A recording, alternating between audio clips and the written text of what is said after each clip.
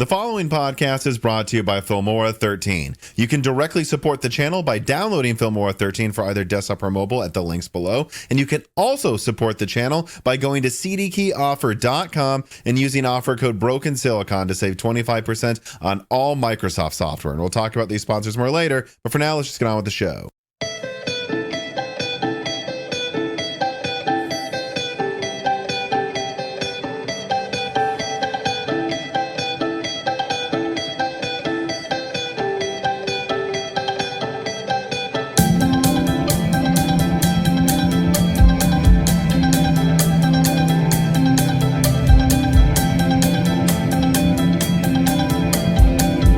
And welcome to Broken Silicon, a gaming hardware podcast. I am your host, Tom, and today I'm, for the most part, just going to jump right into this one because this guest, I believe this will be the fifth time he's come on. I actually looked, the first episode you were on, to my memory, was the 59th episode. So like just after we had been, or I had been doing this a year.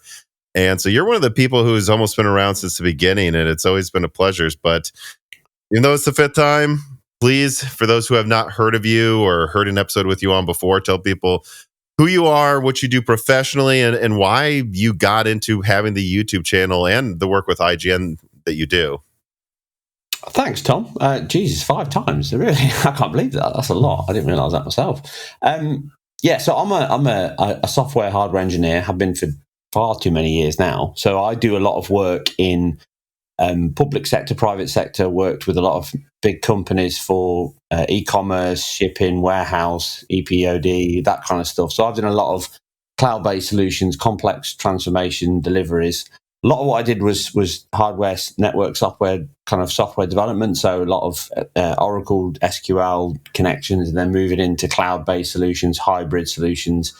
So that's what I do as a full-time job. I don't do as much actual programming now. I do a lot of complex transformations and manage teams. So I'm a bit more senior, which is a bit boring, but that's what happens, unfortunately. The older you get, you just kind of move up the stack. But I still like getting my hands dirty where possible. Side gigs, I've had many, but I did start to run a small YouTube channel 2013. So I focus mostly on games, visuals, and hardware technology, both new and old, because I've obviously been into this stuff for years.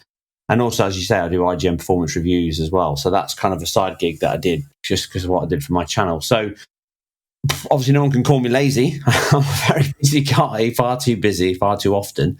That's just the way I'm wired, I guess. But I always like to have something going on at all times. So the reason I started the channel really was because I've always liked technology, and I, at the time there was a lot of noise and kind of stuff online that I'd just seen when my son showed me about people getting confused with. I think it was Watch Dogs was the reason I did one, the downgrade. Oh, that started a ton of conversations, you know, about like that became real. I think it was, to my memory, one of the biggest ones was like Killzone 2, like, will this actually look like this in practice? And the debates over, which I think, you know, long story short, it ended up from the original, you know, not gameplay Killzone 2 reveal. Like some of it looked better, some of it looked worse in that reveal. Like the facial expressions look significantly better than the original laughable one that they put together. And Watch Dogs was those ones as well, where everyone was like, well, why does the game look different? Execs get carried away with trying to sell the moon on a stick. They might hear a little bit what they wanted to hear, right? They hear you say one thing, take it to mean the best case scenario, and then they're like, we got to tell everybody because this is perfect, basically. Oh, yeah, right? Absolutely. Yeah, and salespeople just want to sell, so they get excited, they get buzzed. So, they're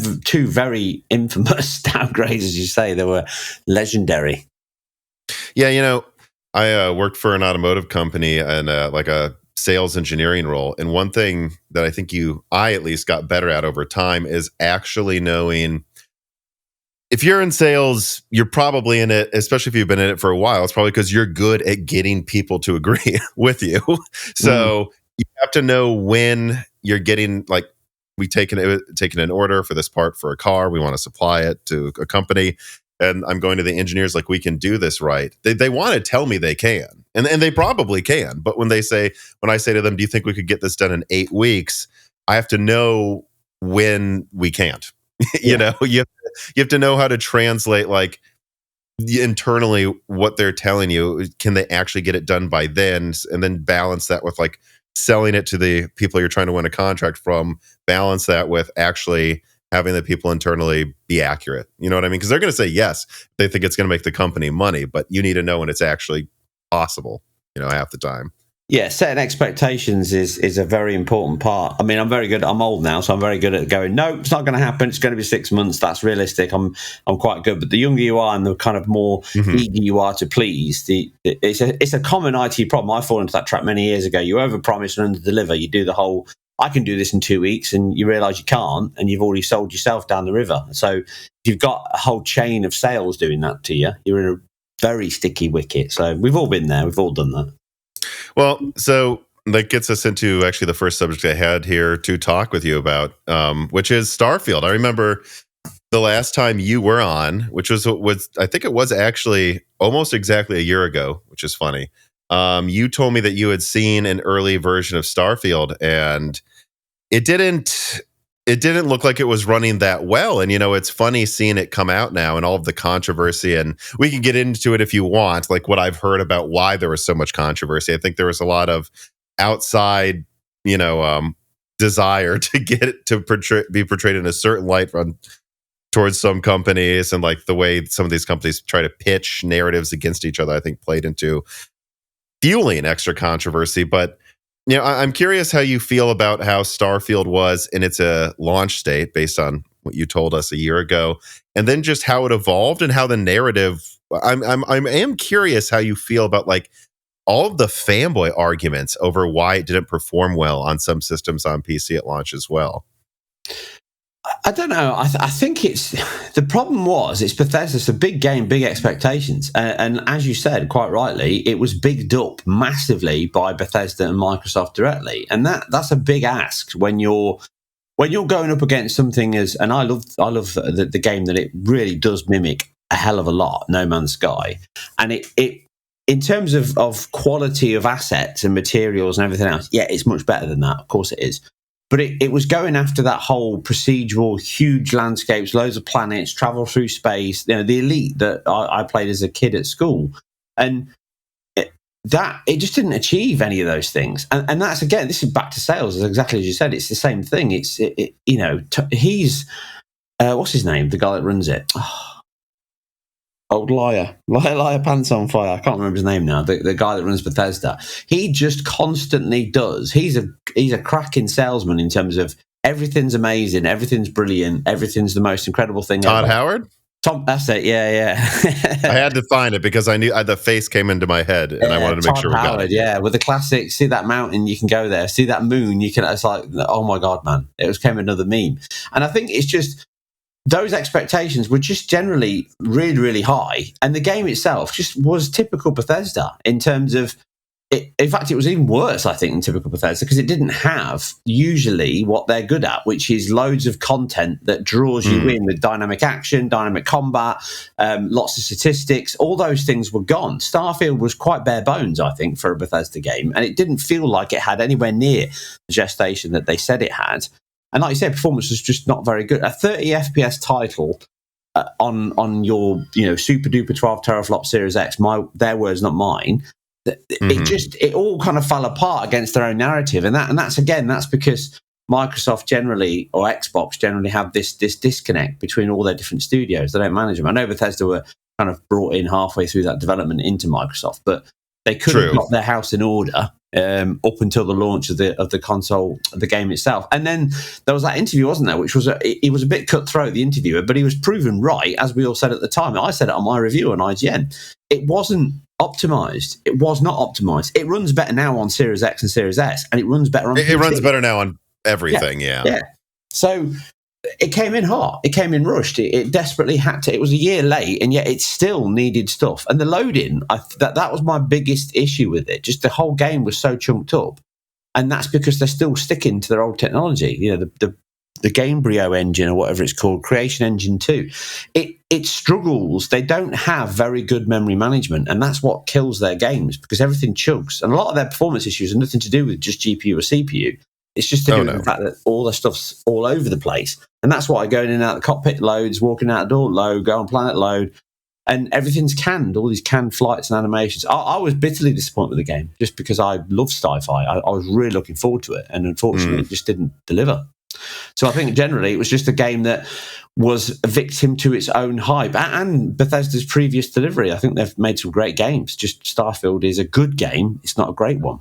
You know, it's funny, a rumor I heard from someone who was on the team said that I'm trying to remember what it was. Like, I think they said it ran in an entirely different API on PC less than a year before it was supposed to come out, and then frantically reprogrammed it and translated it for release day. And that's half of the reason, like, it literally couldn't even run on Intel, and the Nvidia stuff was delayed because it was like, I think it was Vulkan. They said they wrote it in and then had to translate it. And, you know, I'm wondering, when I actually asked the original question as well, I was wondering kind of just what you thought about the controversy of like the hit job that happened on AMD over that, where they said like DLSS is being blocked, even though now it has DLSS. And I remember the Times being one of the few people going, it's going to get DLSS. It just didn't at launch, barely was ready for launch.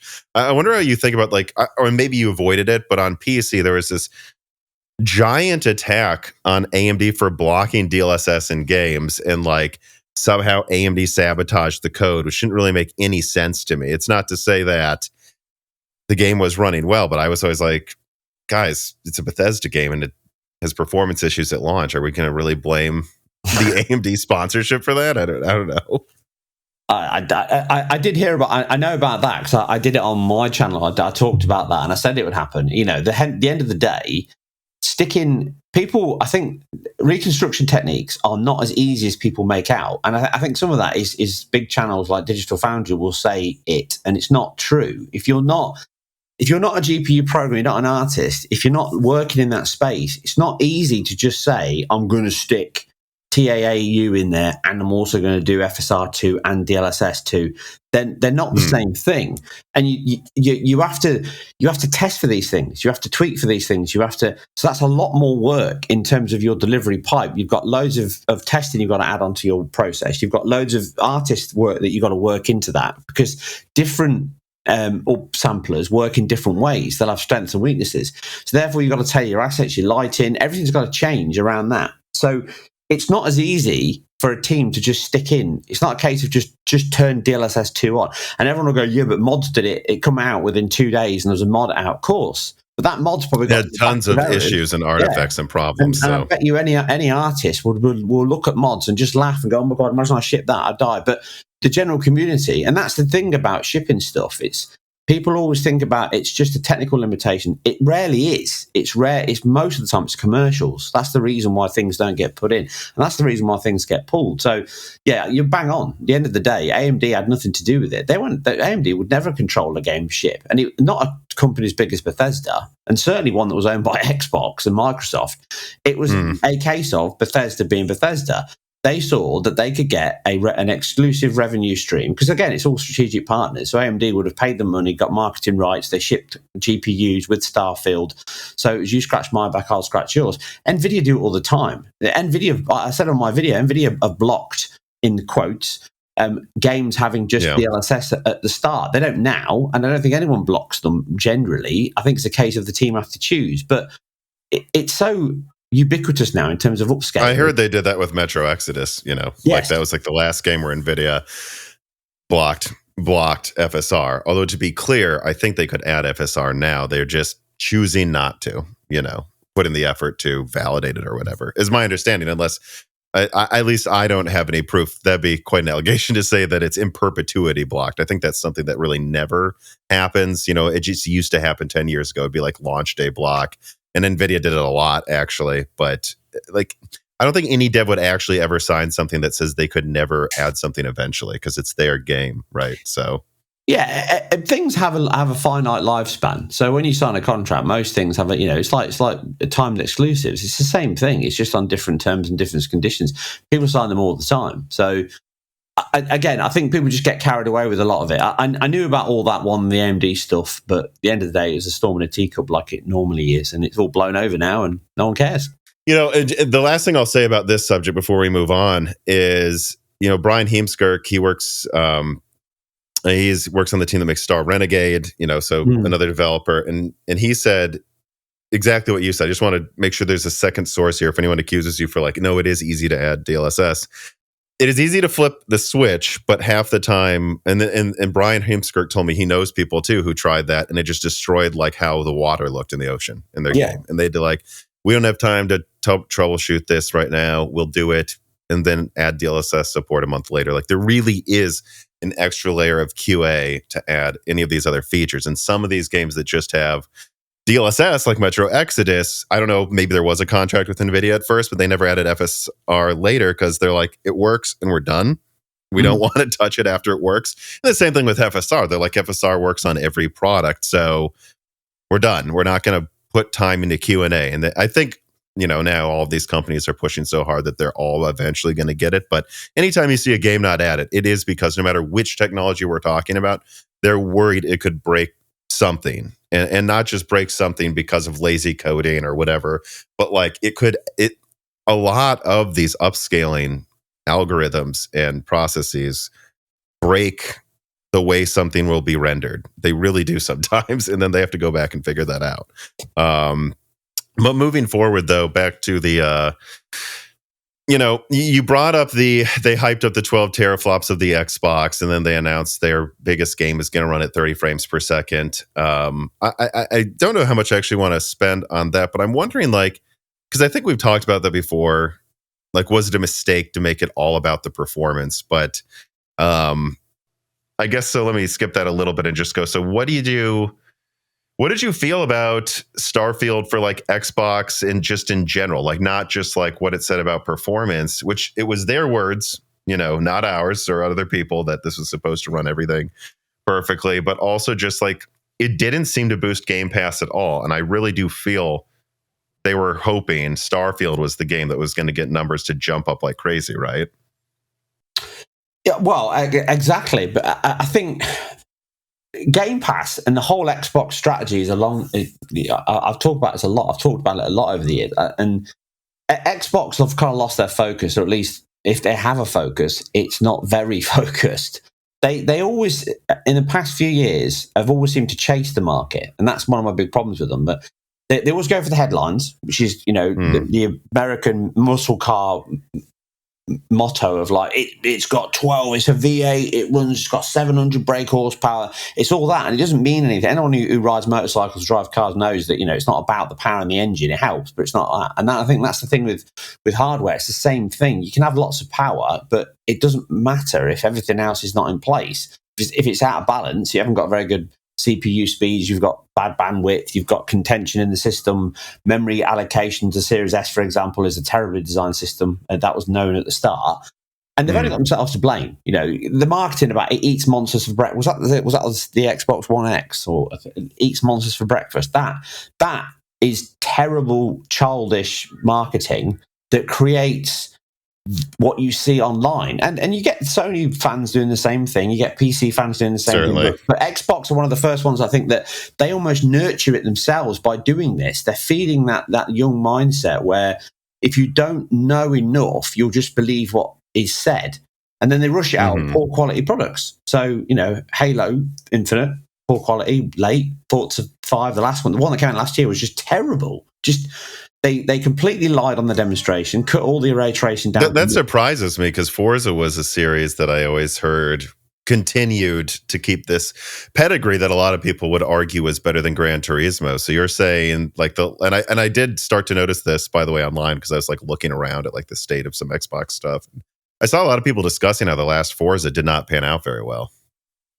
It just, again, I think it was a case that the thing about a company as big as Microsoft is they outsource a lot. Now, every company who makes stuff does that. That's just the way the market works. So you spin up a product, you start it internally, you get a small team, and then when you get to the full shipping manufacturing product, you have to outsource. You have to bring in contractors. You have to bring in freelancers to work on that product for a temporary period of time to get it out the door. That's common. I think Xboxes, they do it too often, and they end up having these management studios that just, they've got a few people managing a bunch of contractors, and that's just a recipe for disaster. And Forza 5, Turn 10 were a good studio, but they did a lot of things wrong. They, again, chasing the market. They saw ray tracing was big, so they had to, retrofit ray tracing into their same engine. They then decided to get rid of what they'd always managed, which was MSAA, anti-aliasing, which gives very clean, sharp images, and go to TAA, which then makes the whole image look well. Again, back to the TAA stuff. You can't just change it in your engine and expect everything to work, and they found that. So you end up with less stable geometry than you did before, but all the smearing and blurring that TAA will give unless you start working with post-sharpening. And because they rely on very weak levels of texture assets, they didn't remake a lot of assets, it make the image at times look worse than the older version that was 4K anyway. And so again, it's all around poor decisions. Redfall, absolutely dire game. In fact, Redfall is such a bad game. If somebody tells me in 5 years that was the first AI created game, I believe them. Because it just, everything about it just felt like it was made for a mobile market. It didn't feel like it was made for a big console brand. And that's the problem. Effectively, they've devalued their own brand, and it's a shame because they've alienated a large portion of their audience. And some of them, some of these people online, they've got Stockholm syndrome in terms of that they're so wrapped up in Xbox. But it's not the same Xbox, and this happens with studios as well. You see game studios and film companies. Everyone says, "Oh, last time, blah." This like Rocksteady, for example, and Rocksteady with their new game, Kill the Justice League, which I reviewed recently. Terrible game in terms of what it was. It's not the fact that it was a bad game per se, or it was a online shooter. It was the fact that that's not the game that Rocksteady make. They make single player, tense, interactive Batman games, and then they were continuing that with this, and it was a cash in.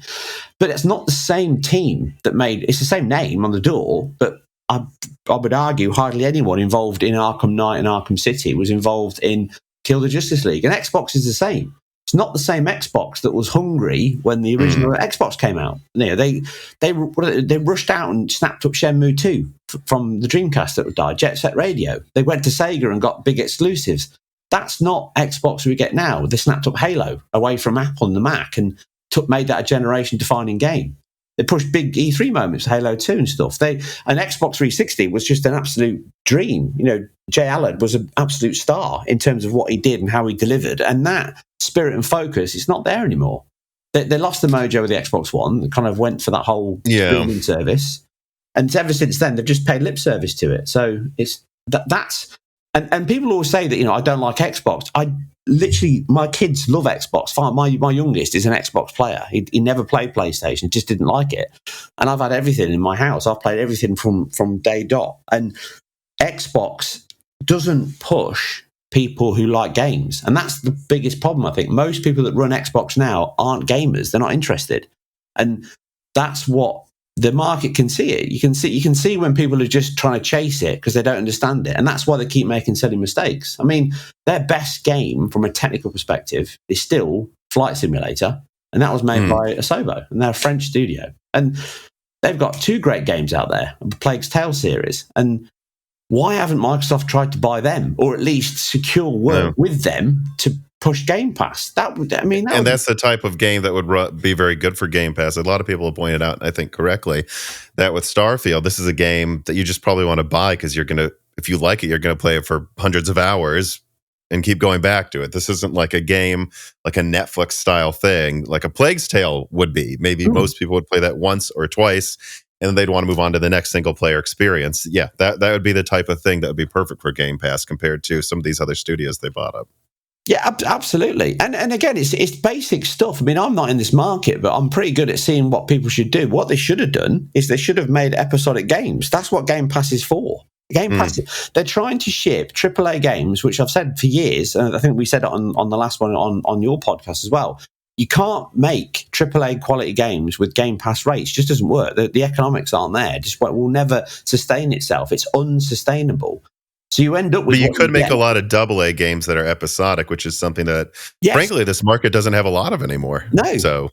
And you could. I mean, can you imagine a Plague's Tale turned into a multi-episodic series at that quality with a new one coming out every 6 months, and they just stagger it? It would keep subscriptions up. It would generate hype when it got to a cliffhanger of the next, what's happening next. That's what they should go for, and that's the only way I think Game Pass will work, because fundamentally Game Pass, people keep talking about it's the Netflix of gaming, but the problem is that games You don't play and consume games like you do movies and music and TV. It's not the same. You're never going to play, you're not going to binge a whole game in one night or one weekend like you do a TV show or watch a couple of movies. You're going to fall into a game and think, oh, this is good. I'll play this game for a bit and I'll jump onto another one. But if you're paying £12 a month or whatever it is, or $20 a month, what are you going to play? 4 games max. That's it. And that's realistically the problem. They need to cycle more stuff, but they need it to be more. It needs to be a broader range. There's a lot of filler on Game Pass when you scroll through it, a lot of stuff. And so, yeah, fundamentally, that's my problem with Game Pass. I don't think it's been thought out well enough. They could have done a lot more with it, and they've lost all momentum now, I think. It's just not. Yeah, we need to get to that in a second, but I do want to throw this in there, an analogy I made that I want to try to say more often about the business model for Game Pass is, and I don't remember off the top of my head what the numbers were, but it was like, Spotify has like, I don't know what it was. It was like 2 to 4 to 500 million or something subs. And then Netflix is like 1 to 150 million subs or somewhere around there, I believe. And then there's Game Pass, which according to Phil Spencer, that deposition leak, wanted it to hit at like 80 million to be successful. And I was sitting here going, so there's music, TV and movies, and then games. And each of these is a magnitude different in what it takes to make. A game is 5 to 10 megabytes. I'm sorry, a song is 5 to 10 megabytes. Very easy to stream then, like cost nothing data-wise. And it's something you listen to a lot, and you want a lot of it. Perfect for streaming. Yeah. All right, now you move over to a TV show. All right, well, this is going to be more like 500 megabytes to a gigabyte, maybe 10 gigabytes, depending on the resolution or movie or whatever. And it's like, okay, well, so that's streamable, but it's not nearly as cheap to do as a song. And while people tend to watch a show twice, most people aren't going to watch a show 10 times like they'll listen to a song 1,000 times. All right, a game, most people play it once. It's 40 to 100 gigabytes, costs way more to stream, and there's way less of a need to rewatch it. And these are different categories where one's perfect for streaming and cheapest to do it. One's pretty good for streaming and feasible. And then one of them costs substantially more and isn't as good for it. And somehow for Game Pass to be profitable, they had to hit Netflix numbers. That'd be like if Netflix had to hit 500 million subscribers to be profitable. It would never be profitable, and I'm wondering, I'm getting the feeling that they're realizing that now, right? And that's where this Xbox business update came from. I mean, really, what I've been saying, and I put out a few leaks about a lot of crazy quotes I've heard out of people at Microsoft about what's going on there. And I started hinting a couple weeks ago on my channel that I'm like, it just sounds like from the people I talk to that something happened in upper management the engineers don't know about. And upper management saw some metric or noticed something, and some straw has broken the camel's back here. But during that Xbox business update, Sarah said, our 34 million Game Pass subscribers, that means they haven't gained a single sub in 2 entire years. And that, I believe, is what caused all of this a month or two ago, is the execs went, oh my God, not only did Starfield not boost our sales of Game Pass, but it hasn't gone up for 2 years. And now they're adjusting. Like that to me is clearly what they saw. And I'm just wondering what you think about that, the Xbox business update in general, and anything maybe you noticed from it. But additionally, like, if they can get that momentum back, because it just feels like something, like every week I'm just seeing like another headline, Series S 250, 220, 200. I think I heard Colin Moriarty, who I talked to a lot. He said he somehow got one on some like bulk sale deal for like under $200. Like, it seems like the prices are just precipitously dropping. And I'm wondering if there's any way to turn this around. Well, again, that's standard practice because it's sunk cost now. So they're just trying to boost the revenue. They're just trying to boost the coffers as much as they possibly can. I mean, at the end of the day, they've let the ball drop. So bouncing that back up is going to be hard. And that's why they're going after the mobile market. That's why they've always been going after that. They need to expand. So their purchases in the last few years are around the fact that they want to push Game Pass stroke development and publishing elsewhere. So they're going to go phones, they're going to go tablets. That's why they're all over this Apple stuff and pushing to get Apple out of this walled off gate because they want to get into that market, all those bums on seats, and that's what they're going for because they need it. Because at the end of the day, you can't keep making expensive losses, and that's what Microsoft are doing. That's why they've been hiding the numbers. There's only one reason why you fudge books when you come out with it. At the end of the day, shareholders are shareholders. At some point, they sat there and went, no, you're absolutely right. That's where it's come from. Somebody somewhere has said, no, I'm not having it anymore. You're not making any money. We're not making any profit. We just keep pouring money into this, and it's not going anywhere. So somebody said you have to change tact. So for me, the business update was exactly what I thought it was. It was a crisis PR management. So they saw this stuff get out there, which is always the same way. These rumors don't come from nowhere. They come from disgruntled employees in Xbox. That's the way it always works. Social engineering is the biggest weakness in any technical hack in any company ever. It always has been, always will be. I know it firsthand. Cybersecurity is something I'm heavily involved in, and 9 times out of 10. You can point it to somebody somewhere and says it was that person there that did it. It's never a system that's usually the biggest weakness. It's the person.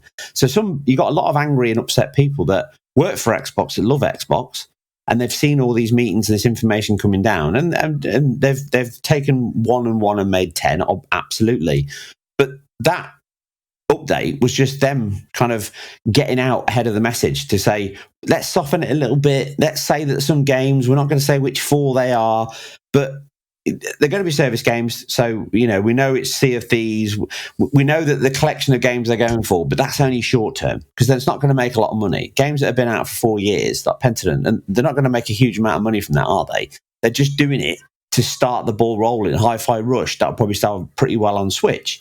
But I'm almost certain that things like Indiana Jones, Starfield will come to Switch and PS5 sooner rather than later, as the return on investment on that is just too big. They can't afford to keep losing it. So what they're going to do is say, here's Game Pass, subscribe to Game Pass, get all these games now, but also in 6 months, a year after it comes out, you can go and buy it on PS5, you can go and buy it on Switch. If it does really, really well for them, they'll probably drag that out. And they are going to do a time-by-time basis, this game by this game. But realistically, their biggest problem is they didn't plan out this very well. Once they said they would go to PC day and date, they almost certainly halved their Xbox market.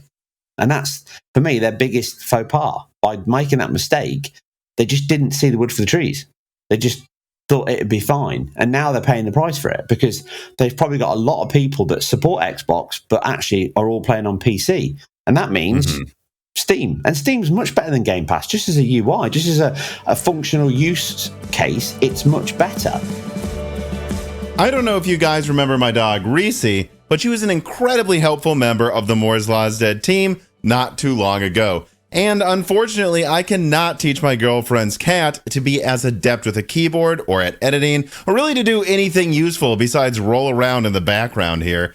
But that's where Filmora 13 and its AI audio editing properties come to the rescue. This piece of content is brought to you by Wondershare Filmora 13. Filmora 13 is a piece of editing software with far more than basic editing tools available to you. It allows you to generate music with AI that you can commercially use, like this, and then do sophisticated things with it, like use AI audio stretch to fit a shorter piece of music to a longer clip. Here I am adding epic music to that previous Maurice Jesse video I showed you in my last Filmora ad last year. And they even let you use AI to generate speech from text. So while I definitely wish Reese could still be my little composer, Filmora, through the power of AI, at least is far more useful than Maurice, or Jesse for that matter. And you can support this channel by clicking on that link below and downloading Filmora for free. Downloading it for free supports the channel. So support your editing abilities and this channel with Filmora 13 today. Throw in the fact that games on Game Pass, we got Deep Rock Galactic. We tried it out. This was many years ago on Game Pass for free during one of their $1 a month deals. And then we played it for a month, went away, and then one of my friends said, "Oh, I'm still playing it, but I'm playing it on Steam. You should really buy it there. It doesn't crash anymore." And he was right. Well, once we bought it on Steam, I thought the game was buggy. It wasn't buggy on Steam. That version never crashed. It was the Game Pass version that crashed. Yeah. Yeah, and again, all about APIs. That's where an Xbox works. They're missing a trick. Yes. They don't seem to understand their own market. I mean, they should go for a handheld solution and compete against Steam Deck and make something that does a similar level of quality or better with similar hardware. They could do it. They've got enough clever people there. They've certainly got enough people to deliver that quality, but they don't see the market because most of them are not in it. Or the people that are don't get the chance to push things forward. It's the wrong people steering the ship. That's what I find with Xbox, and that's why I always get sad by the choices they make and the decisions they make. And again, this PR, they're constantly on the back foot. They're constantly apologizing. How did they not see this was going to get out? So how did they not get ahead of it? I would have done. I would have come out at the beginning of the year or last year and said, right, we're going to Hi-Fi Rush is going to Switch. It's a big game. We need the revenue. It's good for Xbox. Sea of Thieves is going multi-platform. Everyone's going to get in. Let's dive in. And made a positive out of it. It would have happened then. But yeah, because all these rumors came out, and then they did the update, and they said, well, we were planning to do this for a while. It's like, does anyone believe you, Phil? I mean, come on. You're putting out this business update like right after tons of rumors dropped. This is clearly in response to that. You're not fooling anybody. Yeah, absolutely. Yeah, it's crisis PR management. It had the classic hallmarks of it. I even said before, I think I said it on Twitter to somebody, it would be somebody sitting down and a round table asking soft questions. That's exactly what it was. And yeah, it was weird too. Like they seemed nervous, more nervous than I'm used to seeing Phil, who's usually exudes confidence, frankly, in most interviews I've seen. Yeah, he didn't want to do it. He didn't want to do it. And again, I think it's because they don't have a plan. That's the problem. Back to what mission statement. You need one. If you don't have a core pillar that your whole company centers on, you need a touchstone. Otherwise, everyone's going off on their own path, doing their own thing, saying their own thing. I mean, I quoted it, Sarah Bond saying the biggest technical, that was straight away, next generation, the biggest technical elite. They've learned nothing. They've literally coming out making the same errors yet again. You know, you're going up against one of the best hardware companies on planet Earth. Sony been making hardware for decades. Yeah, in the 80s and 90s, if you had a TV, a hi-fi, a CD player, it was a Sony most likely because it was the best ones out there. They know what they're doing. And not only do they know what they're doing in terms of quality, they know what they're doing in terms of cost. So they can deliver things at a much cheaper BOM than Microsoft ever will. And then Microsoft Surface tablets, they're great, but they're bloody expensive because they can't make them at that level. If Sony were in that, and they got out of the laptop business, so that tells you something. And yet they still that's true. If they can't make them profitable enough for themselves. Like, it's clearly not easy then. Which, you know, but how do they get around that with Surface? So they're like $3,000 or $4,000. Yeah. I mean, that's how they do it. Exactly. And Apple can get away with that, but Microsoft can't.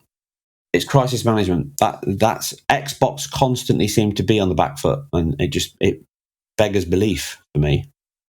So it's funny though. I wonder if I don't know if you did watch any of that last video I put out. I did an Xbox analysis, and it's funny. My reading of this situation sounds very similar to what I believe you kind of danced around saying, which was, I get the impression that not like, you know, I've already said upper management made some decision, but I get the impression they made some decision. They said to Phil, this is going to happen. And then Phil threw together this conference to have it be a soft landing on people's like emotions when they announce it, right?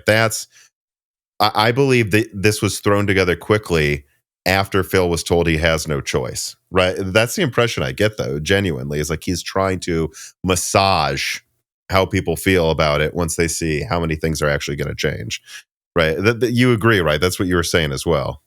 Absolutely, yeah. I don't think he thought it'd get here. He probably hoped it would come to pass, that he'd get enough, but it hasn't happened. And yeah, that's why you can see his body language was one of an unhappy man, almost defeated, as you said. Didn't look very happy. Yeah, and it's interesting. Dan, you know, co-host of the news episodes of Broken Silicon, mentioned to me offline, like after he watched it, like he gets the feeling that what's going on too is they're like, Dan's bet is. What is going on is they said, we're going to, whether you like it or not, put these games on other platforms. If they sell well, or depending on how well they sell, this is going to be the metric we use to test how quickly we move everything over to other platforms. And you directly hear Phil Spencer say this line. He goes, we're going to put things on other platforms, and then we're going to learn. What he's saying is these sell well, this is the plan moving forward. That's what he's directly saying. Yeah. Okay, I got some reader mails here that I think are interesting. Coach Freddy writes in and he says, do you think people are not acknowledging that Microsoft is doing too little on the product front or just expecting far more demand than was ever there in the first place? In other words, was the issue with Game Pass that it expected people wanted services more than they generally do, or that they just fundamentally overestimated how many people there are out there to subscribe to any specific niche? Period. And I think that's a very interesting question. Yeah. Do you think Microsoft has misjudged how much demand they could get out of these people and how much effort it would take to get it? Or do you think they misjudged how big of a subscriber count you can ever get with this type of a product? Period. Like, it doesn't matter how hard you tried, it will never get above a certain number.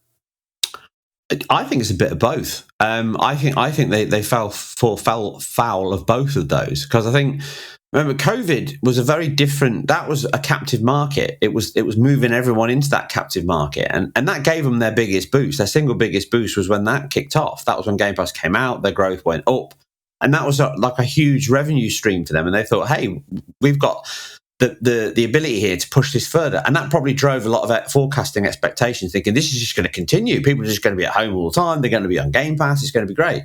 And their whole aim is always about, I think, to dictate the market. They want to be able to say to devs and to publishers, you come in, we get you on our service, and we take whatever we take, and we give you what's left over. And that's kind of the tentpole for what they want to get to. And I see they didn't do enough to deliver Game Pass. So I think they thought it's all working great. We've got a load of games coming. We'll have some more games coming next year. Starfield, things slipped, all that kind of stuff. They didn't see the knock-on effect of having all these people working from home and seeing that it was going to slow everything down, which it has everywhere in every industry going.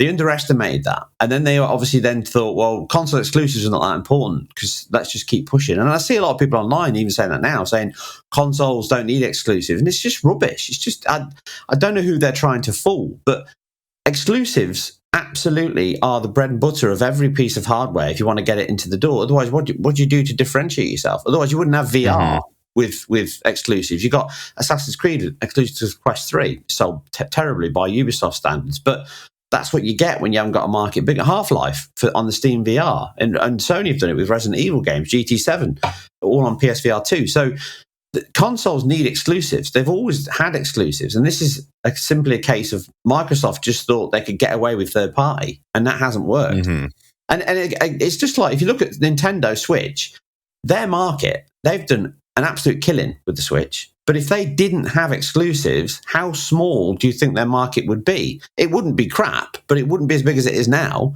Right, because they've still got some innovative features with their console. And Sony would argue, if Mark Cerny was here, he would go, well, we have the SSD and we've got the haptic triggers. But that's an interesting thing that also is then right back at Microsoft. They didn't do some new thing with haptic triggers. They didn't do something. They don't have the fastest SSD. It's like, they just went for performance, and that didn't really pan out. And so I'm just kind of adding on to your argument. It's not only that they got rid of exclusives. This isn't a portable handheld where the controller comes off like Nintendo. It doesn't have any of these other things besides exclusives either that would really tell you need this. No, and that's it. Again, it's about you've got to have a USP. If you don't have a USP, you've got to ask yourself, if I'm a customer and I'm coming in to buy an Xbox, I mean, I said this when it came out, I hated the fact that it had exactly the same operating system as the Xbox One. And that's just, that was already for me a bad thing, because people don't, when you buy a new console or a new PC, you like that new feeling. You're like, oh, it's new, it's different. Moving from Windows to Linux, it's different. You have to get used to it, but that's part of the fun because it's new. If you go to a new console, you want new features, but like you say, look at Sony.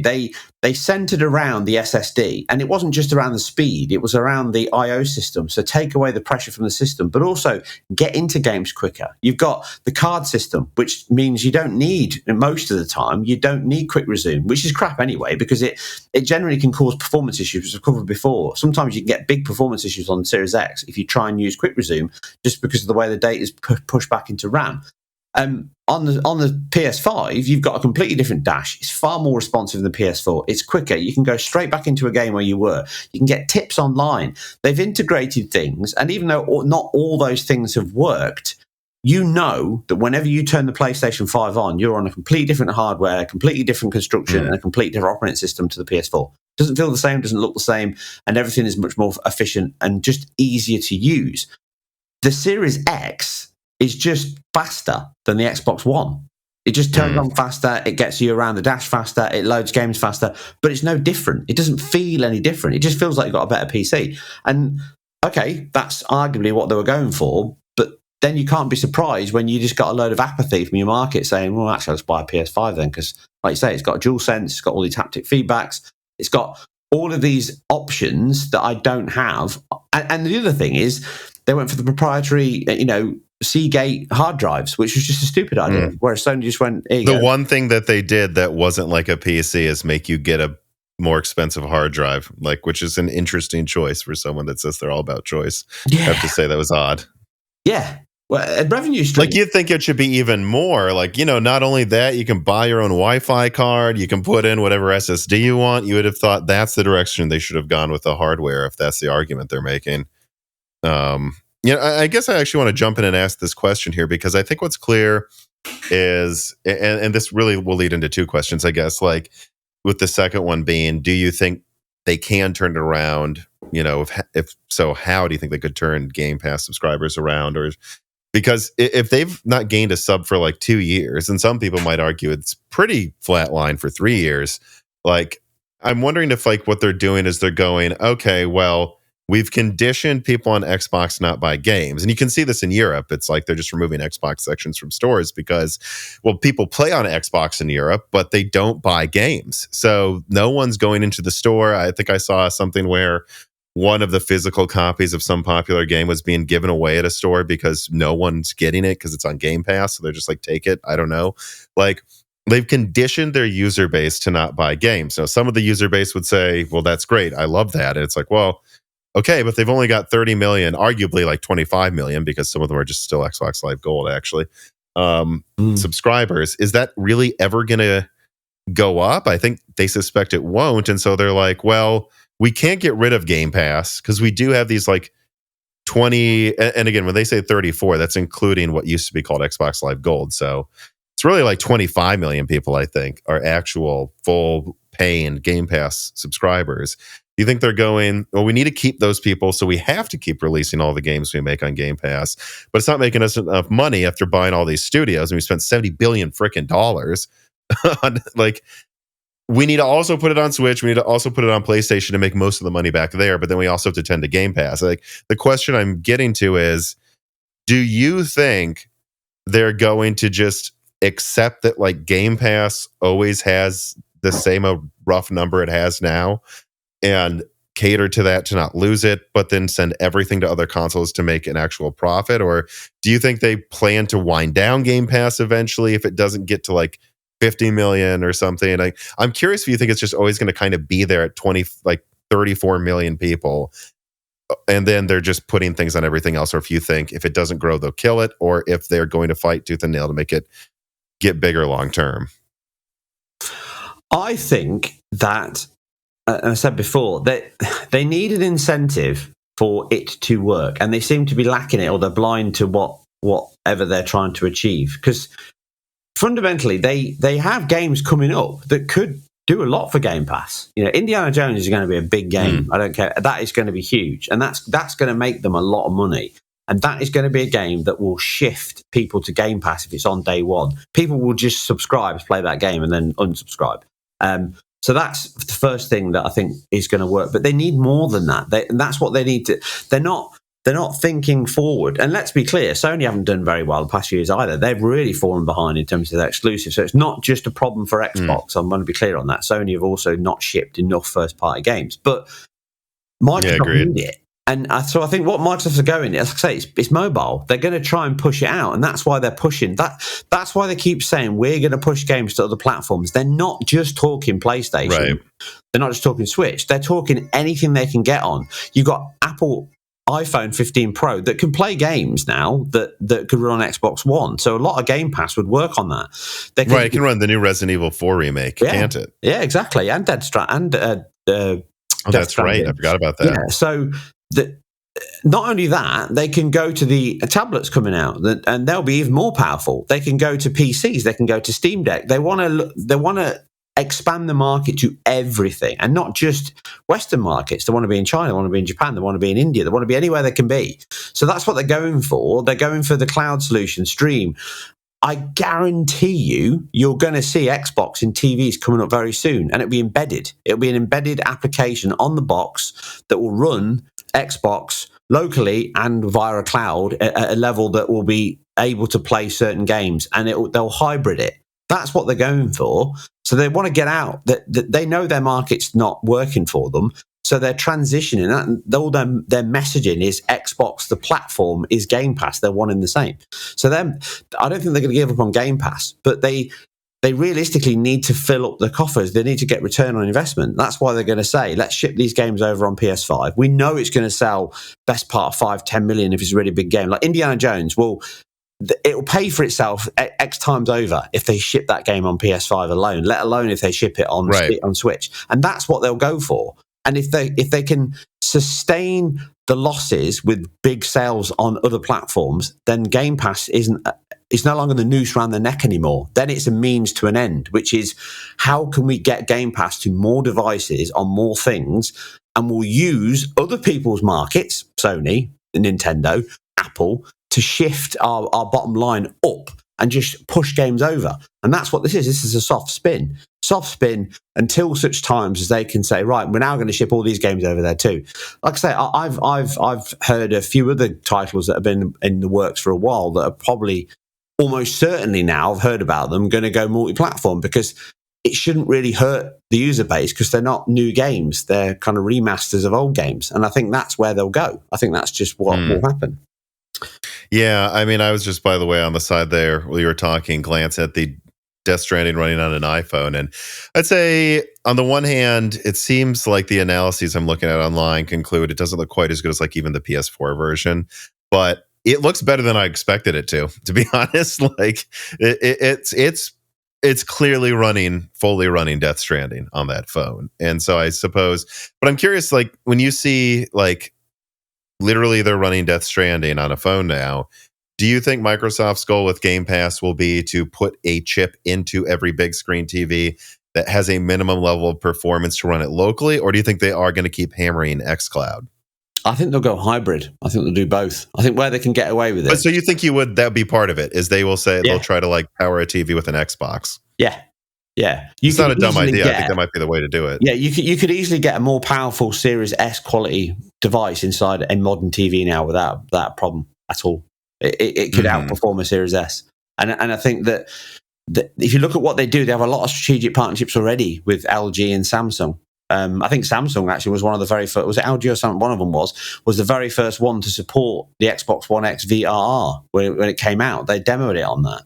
So, and Microsoft are very good at that. To be fair, they're very good at building these strategic partnerships. So there's a roadmap ahead of them, and I think that's what I think you reported on it on your thing about they hadn't signed a deal with AMD, and now it's coming out that they'd signed quite late. That's typical Microsoft. That is typical Microsoft. They'll play the market. They'll look at options. Some contacts of mine at some of these companies I talked to about it, they pointed me to the fact that apparently the original Xbox had AMD CPUs and GPUs in the dev kit, and then they announced an Intel Nvidia partnership on stage. Apparently, I think it was at E3 with AMD engineers in the front row with their jaws dropping. So there were people talking to me about that, like they were considering doing that to AMD again. It sounds like they're not, but like I didn't even remember that happened. That they had AMD dev kits and switched to Intel and Nvidia last minute. That's almost up there with like what Nintendo did to Sony with the original spawned the original PlayStation. That's just nuts to like have a dev kit with AMD hardware and then announce Intel. It's such a slap in the face. The fact that they consider doing that again, I think, tells you a lot.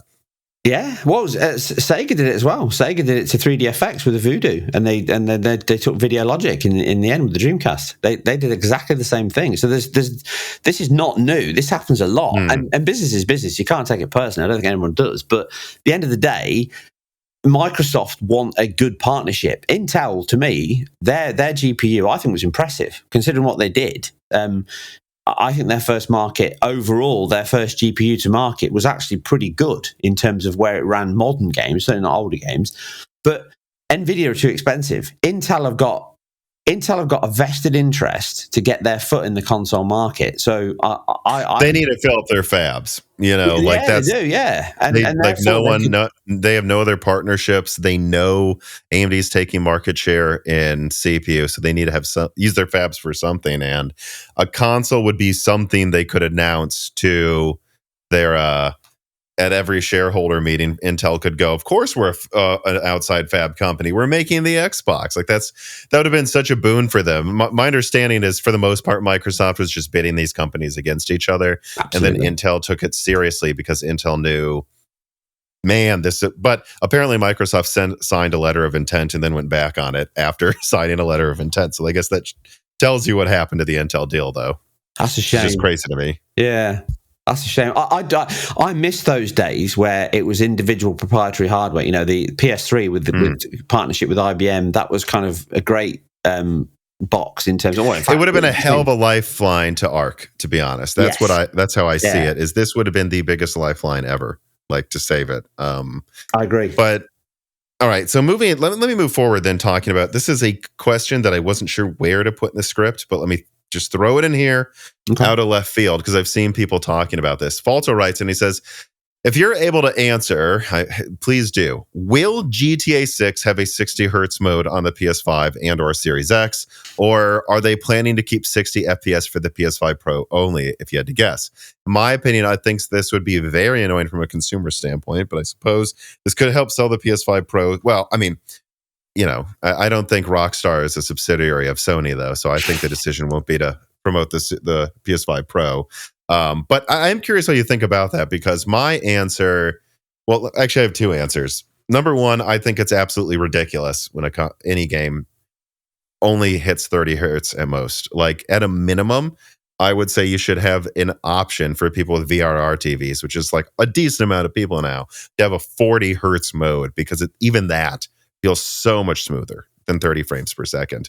But I've seen a lot of people arguing about if the graphics of that GTA 6 trailer could ever run at 60 frames per second. From what I could tell, it looked a little blurry in the background. It was clearly actually running the game. This was not bull shots.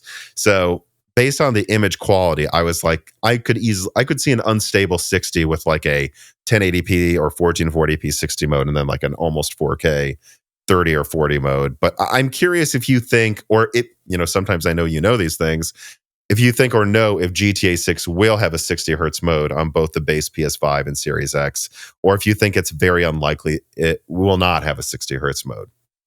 I don't know. I've got no idea, and I would almost certainly say no. I would suspect not, simply because it's, name me one Rockstar big game that's ever come out on console that has a 60 FPS mode. Even now, you haven't even got Red Dead Redemption 2 with a 60 FPS mode, and it could do it on the PS5 and Series X. They could release a patch, but they won't. Jesus, they did Red Dead Redemption on PS5 and then added the 60 FPS mode later on for the first game. So they're aware that 60 hertz. Rockstar's a kind of very special beast, isn't it? In terms of, GTA is like the biggest selling game every year, all the time. It's always in the top 10, isn't it? Top 5 even. Mm-hmm. I say this a lot, and graphics are only part of the conversation. 60 FPS isn't related to just GPU; it's related to everything. And Rockstar, and specifically Rockstar and their GTA engine, does a lot. There's a lot of simulation, there's a lot of AI, there's a lot of collision detection, there's a lot of dynamic data-driven content. That is hard to run. It's hard to run because it's not consistent. Any data-driven engine can have problems. You have to be very efficient in terms of, building memory, allocating memory, memmalloc, destroying it, keeping things in buffers, not over. There's just so much crap going on in a game that has so many dynamic elements, such as GTA, that even if they could get it at 1080p, 60 FPS, which they probably could in certain points, it probably won't be very consistent. So it's far better from a delivery perspective to target a fixed, consistent level of quality. And the team, the artists, want the best visuals, which means high resolutions. So 9 times out of 10, as you said earlier, actually with Starfield, if you've got an inconsistent 4050 or a locked 30 at near enough 1800p, what are you going to go for? You're just going to go for 30. If you keep consistent levels there, then do it. So I think the best thing you can hope for is they release it with a 30 hertz mode as standard, and then later on they release an updated version that has a 40 FPS or a VRR mode or whatever that cuts out some of the stuff. But I wouldn't hold my breath on that, because I just think that will sacrifice too much of what their aims are. And GTAs have always been kind of groundbreaking games from the generation. I mean, GTA is still now on 5 running on a PS3. It's bonkers. Every time I play that game on the PS3, I'm blown away with what they did. Even now, it's better than most games come out now in terms of technology, physics, interaction. It's just amazing. And they're running that in less than 256 megabytes of space. It's just mad.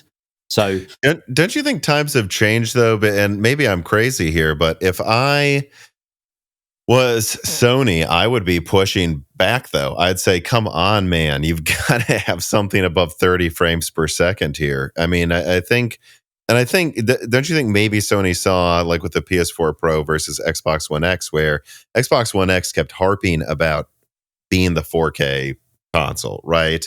To the point that they had some games that insisted would run on native 4K on the Xbox One X, but then they ran at a lower frame rate on average than the PS4 Pro. And, you know, I think Sony saw that, and there's been even some games that have come out like Returnal where it ran at a fairly lower resolution to hit a consistent 60. You don't think Sony, at least, or both of these companies like Microsoft would push back and say, we want some unlocked frame rate option, something? I mean, come on, man, you've got to do this. I mean, actually, if I was Sony, I would say, hey, if you want to ship this, you've got to give us at least an unlocked frame rate mode so that when the PS5 Pro comes out, we don't need to patch it or something. You know, you don't think there'd be any pushback on that? I'm sure there's conversations, but at the end of the day, Sony have got no say in the matter. So the same as Xbox, it's not their game. They're not publishers. Unless they are funding that game in some way and have some control over it, then they are just passengers in that shipment. All they can do is have their, does it hit my Q&A? Does it get through on my review? Am I happy with it? Have I signed it off as I can ship it on my console? Then that's it. So they have to accept whatever the developer gives them, and that's the way it should be. And I think it's a for me, I've always been very anti this. You should never tell an artist or a person what they should make. You can ask for it. So I would love to have a 60 FPS mode, because, you know, there's no argument. 60 FPS is objectively better than 30. Absolutely. Look, I think I'd almost rather play at 720p 60 than like 4K 30. Like, honest to God, like I might prefer that. Yeah, I'm sure many people would, but the problem is that you don't. That's not always an option. It's not just the resolution that causes it. You'll have many games where it doesn't matter. You could pick Starfield. I guarantee you could drop Starfield to 720p on the Series X, and it still wouldn't be 60 FPS everywhere, because it's just not GPU bound all the time. And I guess I'm also making the bet that Rockstar's better at programming than Bethesda, though. That's also what I'm you're suggesting. Right there. Yeah, you're right there. But it's individuals. For me, I'm happy if it's stable, solid, with good motion blur. 30 FPS is not going to bother me. But I prefer 60, absolutely. But it depends on the game. And really, Rockstar, I think they've got an uphill battle. If they deliver the quality, and there's no reason to doubt them because they always have done, if they delivered the quality of that trailer on the, I mean, I don't know how they're going to do it on Series S, to be fair. That's going to be an absolute nightmare. But on the Series We're not X, talking about the Series S, of course. yeah.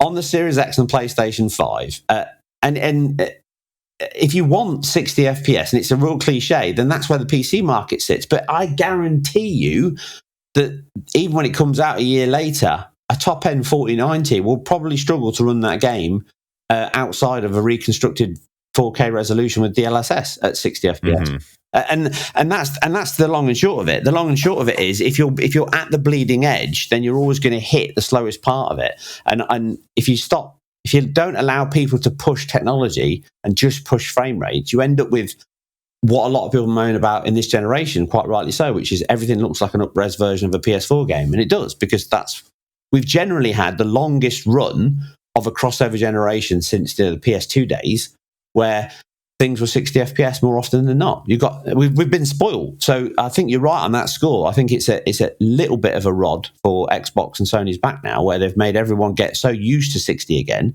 that people are thinking, well, actually, I'm going to struggle without 60 FPS.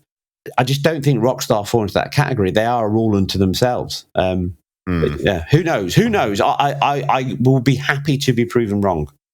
Yeah, I mean, I can't say that I know anyone at Rockstar, nor have talked to someone there for a very long time. So I have no clue. I'm really of two minds about it. I mean, I'm like, half of me is like, I think we're past this point of like not including an unlocked frame rate. But at the same time, I'm like, God, if there was one company that really has done a lot of 30 frames per second games, even when it didn't really make sense anymore. I mean, come on, patch Red Dead Redemption 2 on literally any console. What is going on? It would be that company.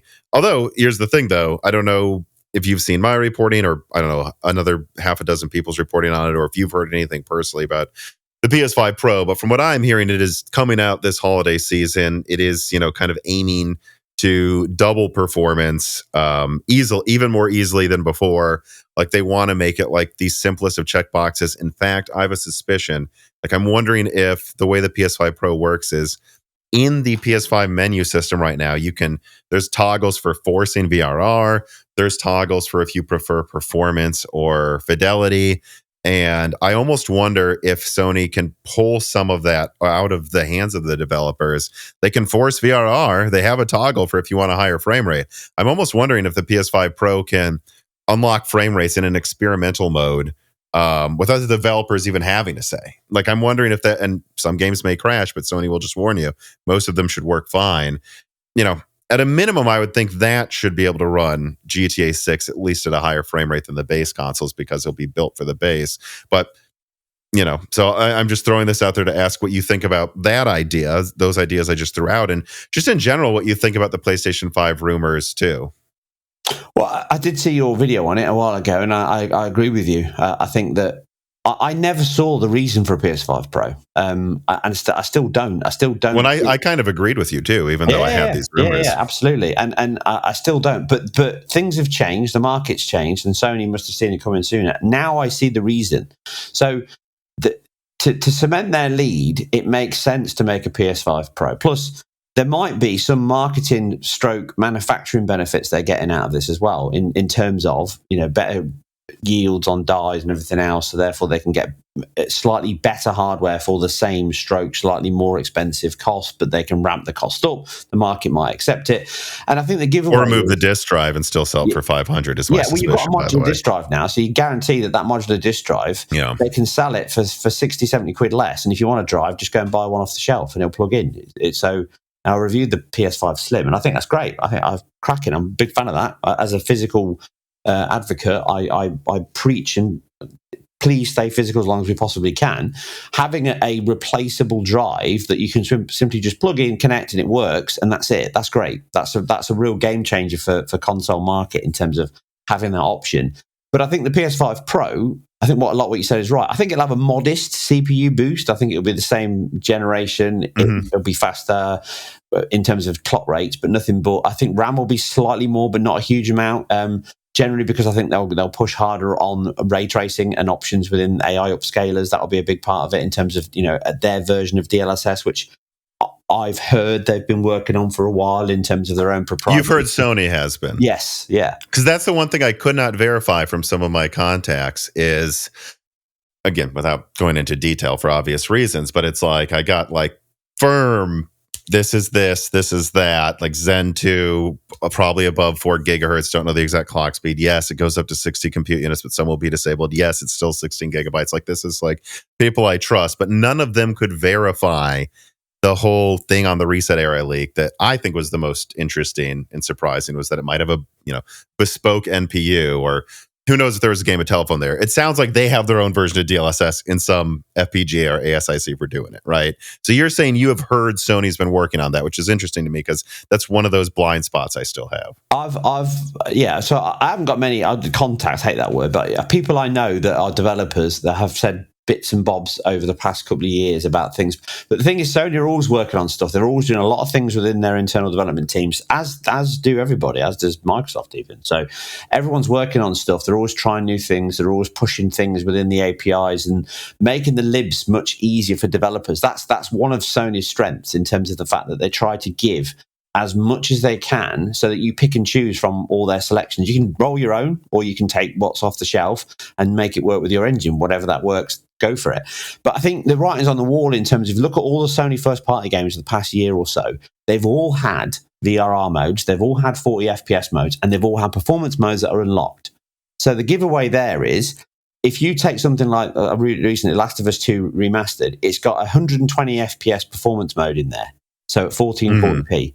So you can just turn that on, run that game, and it'll, right now on the PS5, it'll hover somewhere between 70 and 90. That's kind of where it sits. But that's going to be a locked 120 with no work at all from the devs.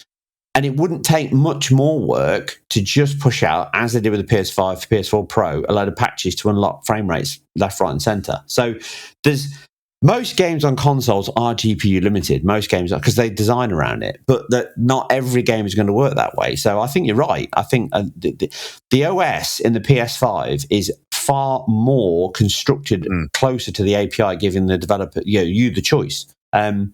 So yeah, I'm almost certain. I'm almost certain that you'll see it, and I think you probably will see a 40 FPS mode on GTA 6 if they get round to it and figure it out. But that is a realistic expectation for the hardware leap. But I do think they'll lean heavily into ray tracing and AI upscalers, just because it means they can sell a 120 4K machine. And they can keep up with Nvidia, who are, let's be honest, doing a really great job in terms of making ray tracing their own. They've almost single-handedly taken the word, and everyone now says ray tracing, just says Nvidia. That is marketing. Or RTX, absolutely brilliant. I've got to love them for it. They've done such a good job in terms of the fact that now you'll go ray tracing, Nvidia RTX. It's like, no, that's a brand.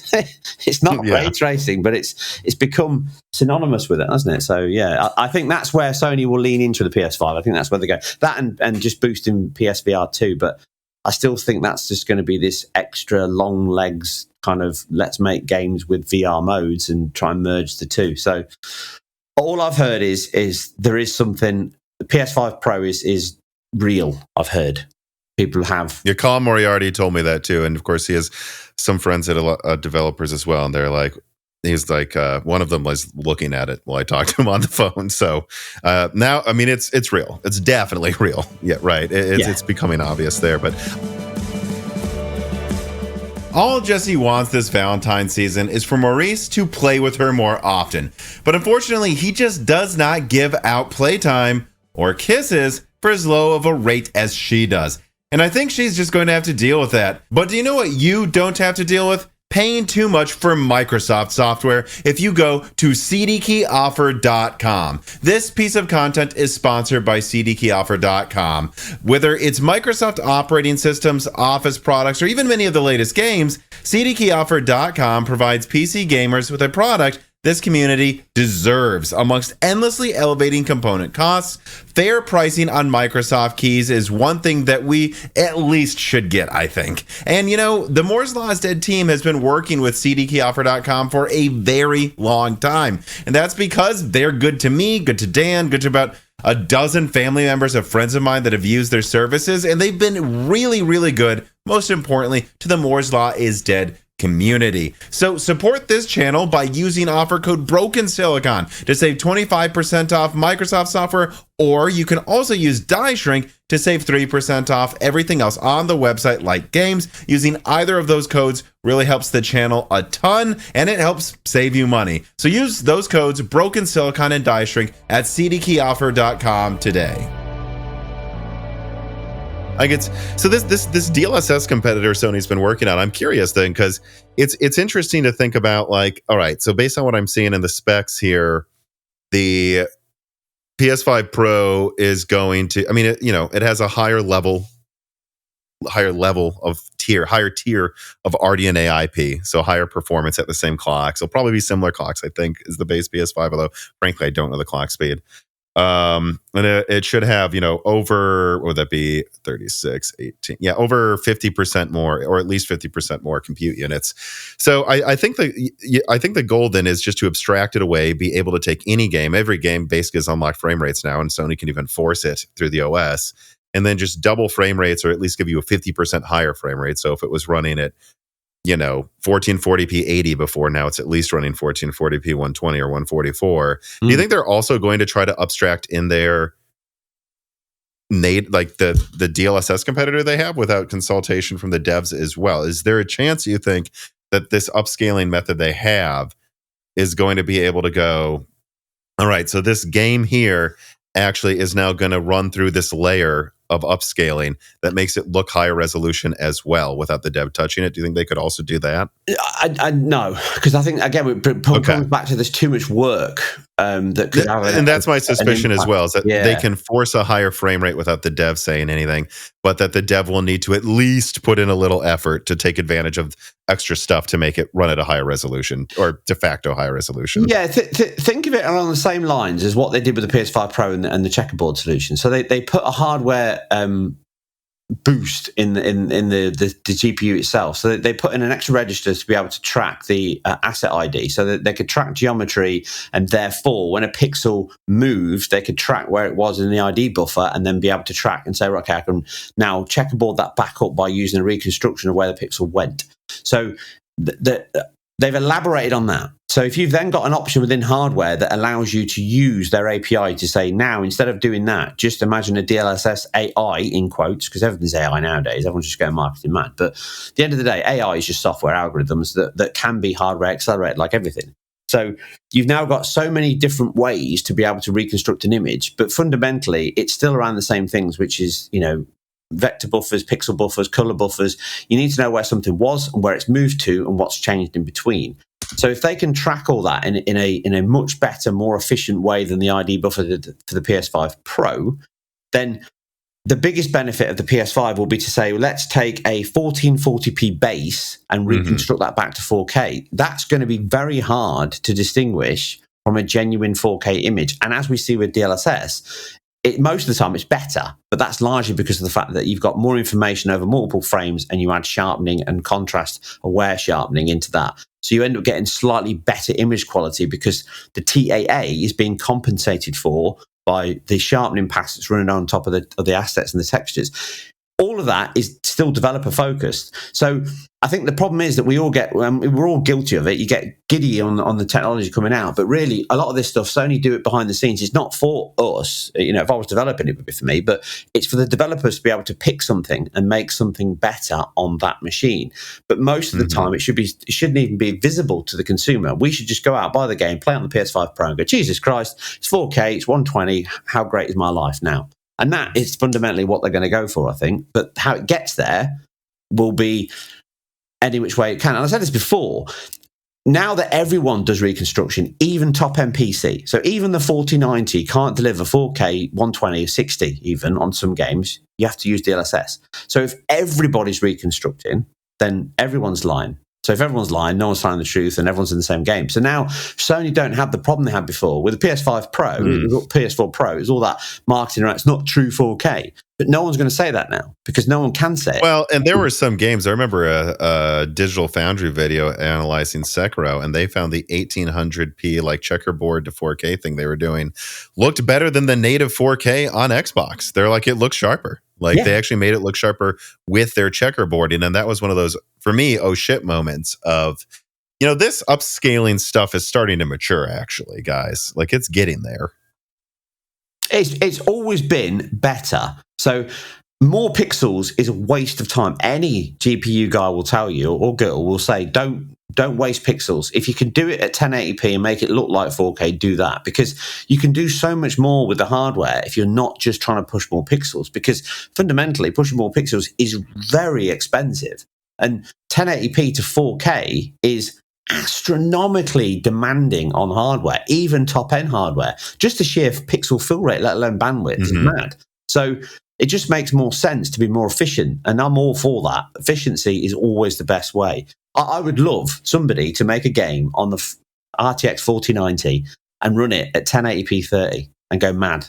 It would look amazing, but no one does. So I actually, two ideas came to mind for me here. Do you think Sony's is, if Sony does have some, DLSS competitor, let's say, do you think it is fully bespoke, or do you think they're working with AMD on some fork of FSR?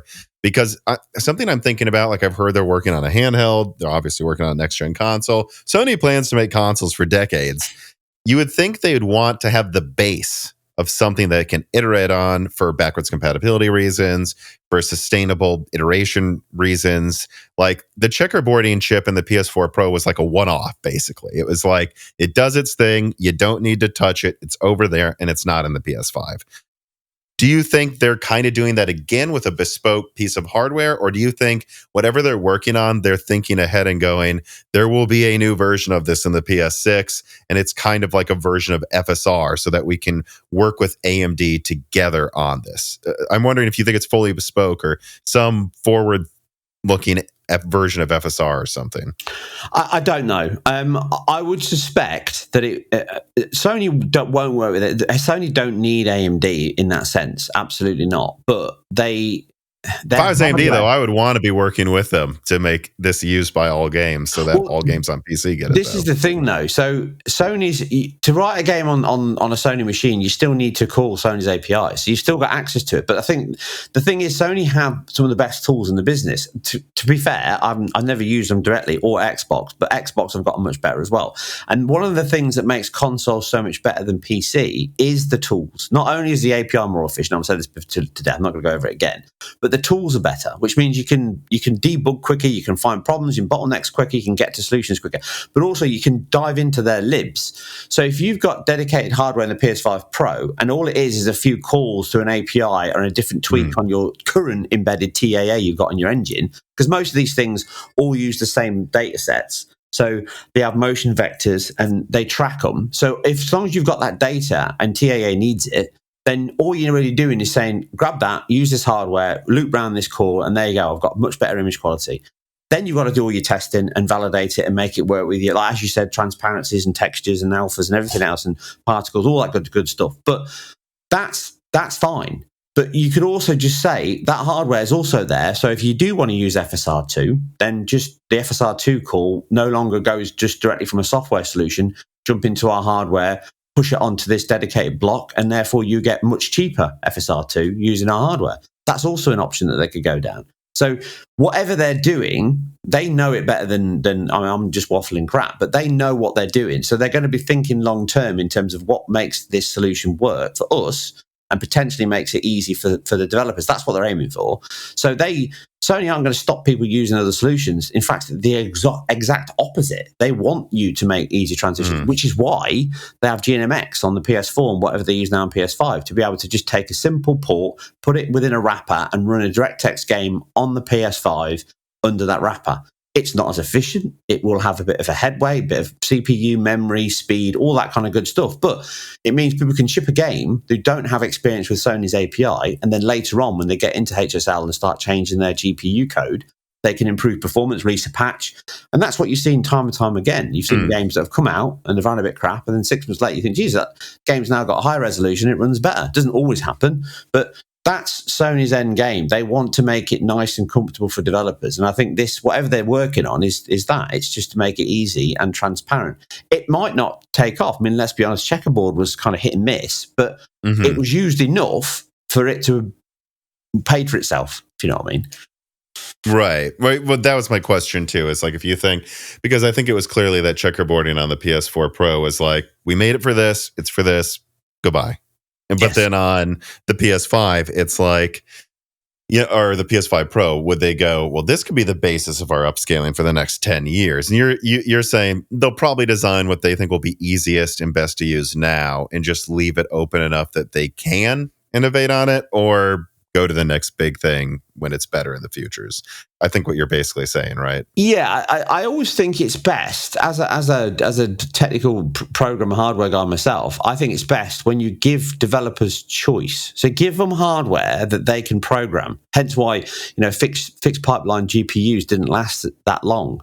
We went to pixel shaders and being able to control the hardware. That's better because then you get all these nice tasty solutions that people can write stuff around. So if you make dedicated blocks that do certain things, they can be very efficient. But if that's all they do, then when you're not using it, they're just idle hardware.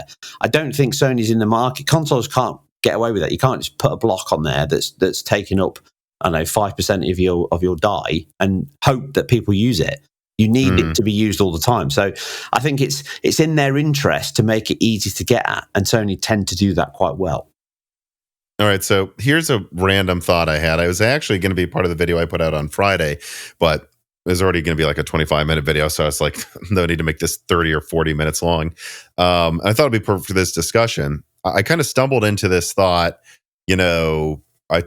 I don't know this, but speaking with some people who I believe are very knowledgeable on this stuff, I'm like, I think the way they'll probably go for the PS5 Pro is not include the disk drive, which you can already buy now separately ahead of time if you want, and then try to sell it for $500 to $550, depending on how cocky they're feeling. And then they'll say, we saved you money. The disk drive's there. Heck, you could get a PS5 Slim, one disk drive, move it between rooms. Maybe you don't always need the discs in both rooms in your house.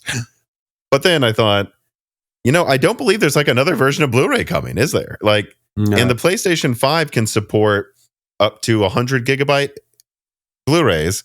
Yep. I think that's going to be enough for games next gen even. I mean, yes, there will be a 200 gigabyte game next gen. Maybe GTA 6 will be, who knows? But whatever. We already ship games on 2 discs as it is. I do not think there will be a 300 gigabyte game easily next gen, unless you're counting Call of Duty, which just has to install itself 4 different times. So I think Blu-ray in the current iteration is probably adequate for next gen.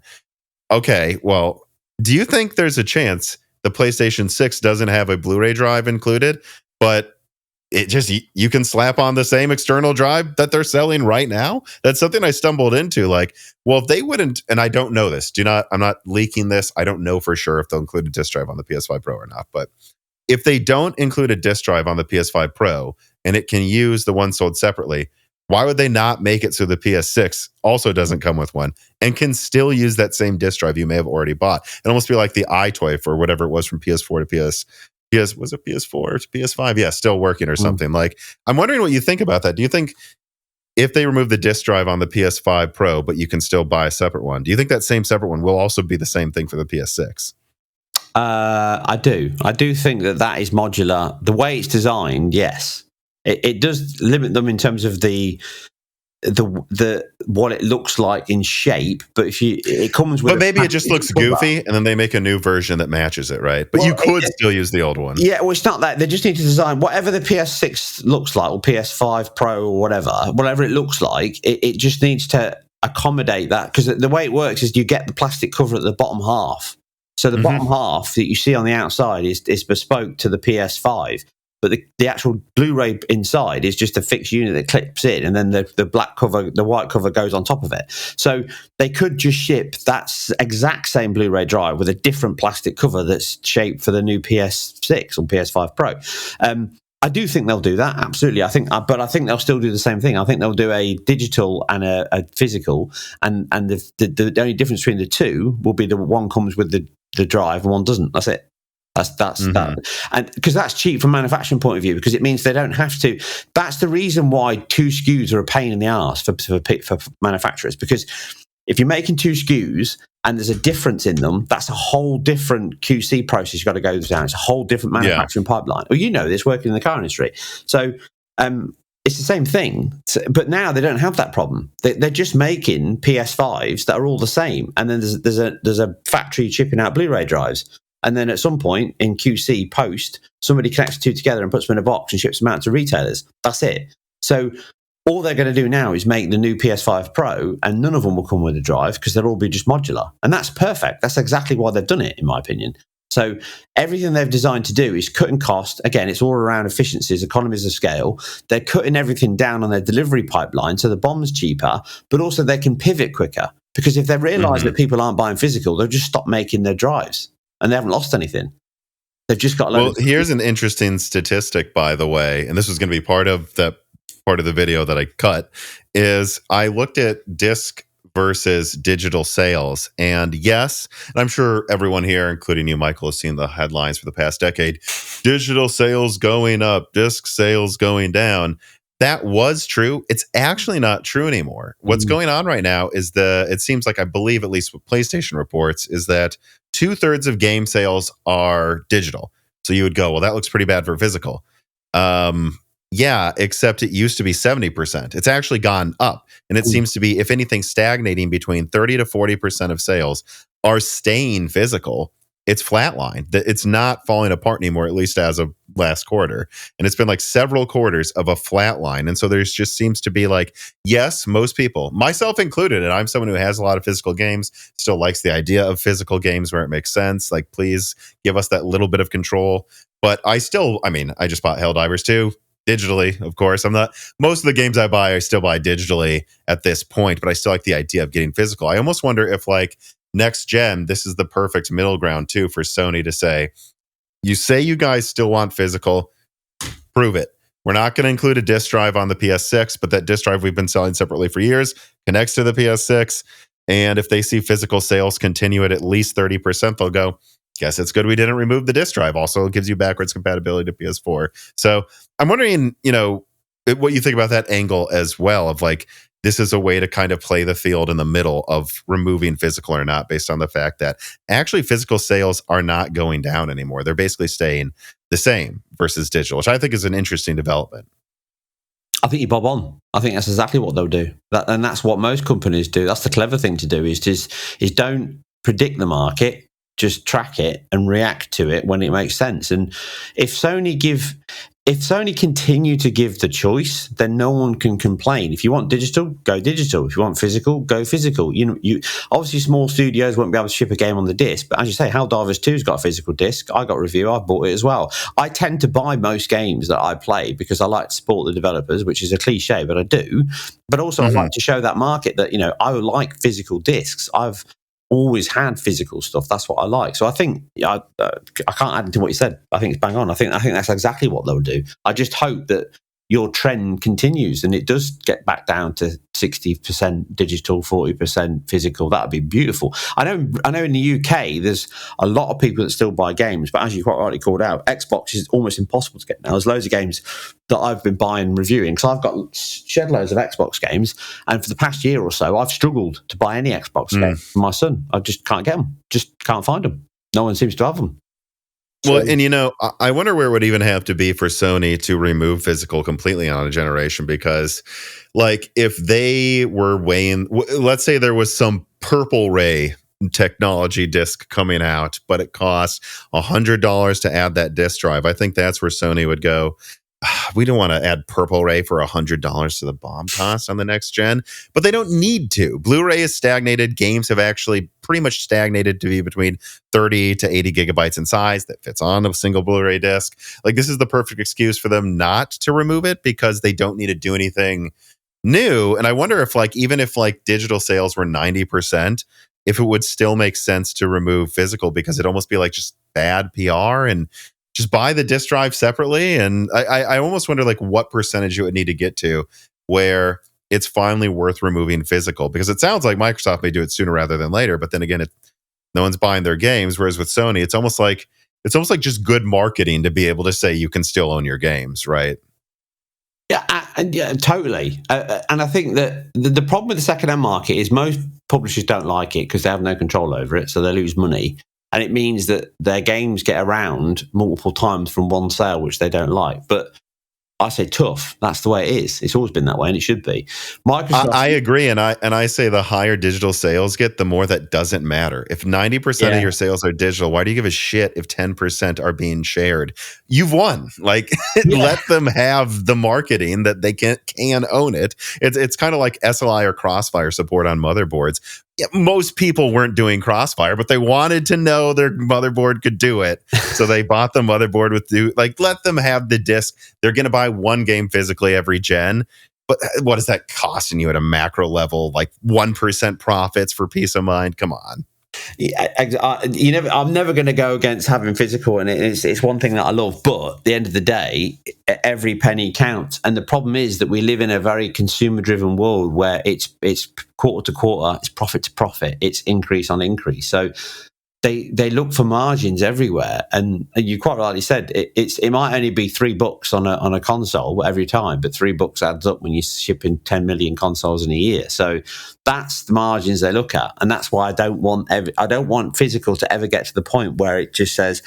It will be a pain for them. No matter when they do it, it will be a pain. When they announce that there's no physical disc, there'll be uproar. Of course, there will.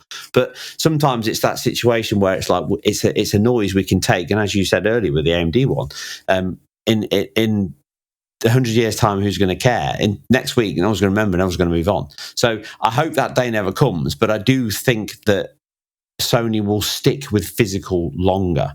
I think Xbox's new hardware this year will be that digital one we saw leaked with the leaks that came out. I think that's what they're going to announce this fall that they kind of hinted at the show. Yeah, I think it'll be a fully digital Series X. Yeah. All right. Moving on to another hardware question here. It's another one of these things. This isn't a leak. This is just a thing I've been thinking about. Tex Hooper 9 writes in and he says, if the PS5 Pro is on 4 nanometer, can we expect a cut down version of these chips to make a super slim PS5? Well, I'm going to jump in. No, but they'll use 6 nanometer, I think, for the PS5 Slim. They're not going to cut down the 4 nanometer chip to make non PS5 Pros. But it did get me thinking. I've been told that there's this work on a PlayStation handheld.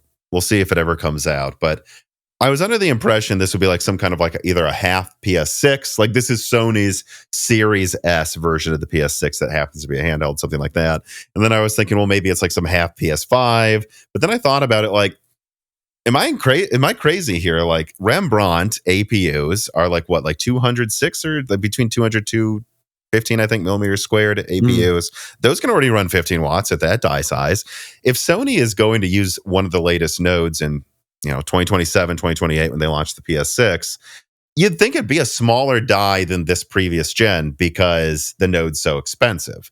So you'd think they'd do 2 nanometer, probably 3 nanometer because they'll want the cheaper node that has more capacity. A 200 millimeter squared 3 nanometer die could run at 15 watts, especially a cut down version. And while it hasn't really made sense in the past, I'm wondering what you think about the idea of like, yes, they could design, I don't know, again, I'm just throwing numbers out, people. A 128 compute unit, RDNA 6 or whatever, PS6, and then make a half die that's like a 64 compute unit one that can run full back pat, and then it can run PS6 games with the same technology at like a much lower resolution. They could do it that way, 2 different dies, but from what I've been told, like hard designing, finishing, validating, qualifying any piece of silicon takes like tens of millions of dollars at this point. Just one die takes that. So whenever you see Intel design 20 versions of the same chip, you got to know they spent like 10 million per chip, even making it exist before it's sold. Or would it make more sense for Sony then to just make the main die slightly smaller than usual, use the latest node, and then instead of doing this thing they've always done where they disable it by like 10% so they can get as many yields as possible, what if the main console just wasn't disabled? They took 20% of the yields, disabled it by like 25%, clocked it lower, and that was used for the handheld. We already have 200 millimeter squared chips that run as handhelds at 15 watts on 3 nanometer, partially disabled. Would that not make more sense to do that for the handheld than to design 2 separate AMD APUs this time around? Because there's been plenty of consoles in the past. The Xbox Series S is 200 millimeters squared. That could be a handheld if they designed it differently. Yeah, I agree. Yeah, there's no point in making brand new. The fundamentals is they want it to be compatible with the PS5 or PS6. Therefore, why make new hardware for the sake of making new hardware? The thing is about mobile technology has always been pretty powerful anyway. It's the battery that's the problem. The problem with mobile tech is, as you say, it needs to be as small as possible. It needs to use very low power memory and low power SSD states, and for the love of God, it needs to draw as little power as possible. So all those things, that's why Sony struggle with their DualSense, because their control is great, but it sucks loads of power, which is why they always go flat. And the Pro, which it's terrible in terms of power. It gets worse over time. So I think Sony's biggest problem is going to be power. And also, again, as you alluded to earlier with the digital, when they launched their handheld earlier this year, was it this year? No, last year. Sorry, I don't know. It was within the past 6 months. Yeah, it was last year. So, I think. That, for me, that's why they launched that. They wanted to see what the market was like and the uptake on that, and it's kind of died. So I know people want the next PS Vita, so people want the next PSP, and the PSP was bloody amazing. But I don't know. I'm sure they're working on it. I just don't think they've got both feet in that field. I think they're just... You don't think they're 100% sure they'll launch it yet, is what you're saying? I'm sure they've got something in the works. I'm sure everything you said around using the same node on a much smaller 200 nanometer absolutely makes perfect sense to me. And that would be logical. Outside of the Chinese market and that market where it would make a lot more sense. For Japanese, Japanese market, I think it would make perfect sense there. I think that's where they could launch it, and they used to do that. They've had many things which launch, different parts of the world and may or may not come to the UK or may not come to the US. So that could be an option. But I think it all really matters on, can they get it to work and can they get battery life good enough? Because when you've only got, the Steam Deck's great. I love my Steam Deck, but Jesus Christ, when you're playing a big game, it doesn't last long. It'll die out quickly. So, well, I haven't thought about the controller thing, but what I would suspect is they'll just have, they'll have on paper, and I stress this, on paper feature parity with the DualSense, but it will be really dumbed down. The vibration will be weaker. Everything they can do to make it use like a fourth the energy, and they might even have a toggle to turn half of it off if you want to save more energy, I would imagine. Well, they have that now in the PS5 OS, so you can do that now. Absolutely. Again, it all points to the fact that they've thought about these things, but batteries are the biggest headache for a lot of manufacturers. Yeah. That's why Nintendo did a cracking job with the Switch. Well, let me throw this at you, though, because I think the one thing, too, that makes this idea of them, instead of designing 2 dies where there's an opportunity cost they could have there, having 1 die, and they just disable the bad yields into the handheld version and clock it way lower. The beauty of that idea as well is that if it doesn't sell well, we were just getting rid of 10% of the bad yields or something, right? It's not like we actually were doing anything that would cost. There's the launch costs and all of that, but it's not like the Vita where they had to launch a new version of the PlayStation Store. You know what I mean? I'd say that's the beauty of this idea, is if it fails, there's the minimum hit financially for it failing. And at a minimum, it will always work. It's not like the Vita where I don't know, we got to support this version of PSN and this version of an OS for how long now? With a handheld PlayStation 6, they can go, it's just the same basic OS. So we could stop making them a year after it comes out, and it would still be a cool collector's item that to this day can run PS5 games. That's what I think would be the big benefits of literally just making it a cut down PS6 die. Is there's none of these issues they had with the Vita would apply really anymore, right? No, absolutely, and it's not as if they haven't got previous on this, because they've done this multiple times. They launched the PlayStation TV, didn't they? Which was just a PS Vita streaming box that you could play games on and just plug it into your TV, and then they just discontinued that. And Sony regularly do this, and even the PS Portal, that's got hardware in it, hasn't it? That's got I can't remember what it's got in it. It's got a mobile chip that it could run games. The PS Portal currently streams, but it has enough hardware to run very simple mobile games on it. So it could be used and maybe used for that. So, but they could abandon that as well. And let's be honest, that's a £300 device with a pretty nice 8-inch. It's an LCD. It's not OLED. It's LCD, and it's got all the DualSense features. So they didn't build that just for a test of we can make a unit with a screen attached to it. They built that, as you quite rightly allude to, is there a route to market to extend our PlayStation? Is there interest in this? Yeah. So I think you bob on. They could happily just downclock, reduce, and ship something that has the same form factor as that PlayStation Portal, except it has a slightly bigger back, it's slightly heavier, maybe have an OLED to claw back some of that power because it takes up a lot less power, which will save a bit versus the LCD, and therefore you've got a pretty decent device with a pretty decent lifespan. But I would expect it wouldn't be anywhere near the Nintendo Switch's lifespan, which is incredible. But again, it has the same lifespan as the PS6. That's the beauty. They could cancel it the next day. Unlike the Vita, it will still work. you know. Exactly. And like you say, they could stop selling it. They could just say, we're discontinuing sales of it. It hasn't sold well enough. But yeah, we're doing a limited edition run. If it sells well, maybe we'll keep making it. Maybe not. Maybe we just want to try it out. Yeah. Yeah, it's fun to think of it that way. Yeah, no, it's good. I think it's a very good idea. And that would make everyone buy it, though, because then everyone would think they're buying a collector's item. So at a minimum, if I was in the room, I would say at least sell it this way at first, Sony, because this will get everyone to buy it.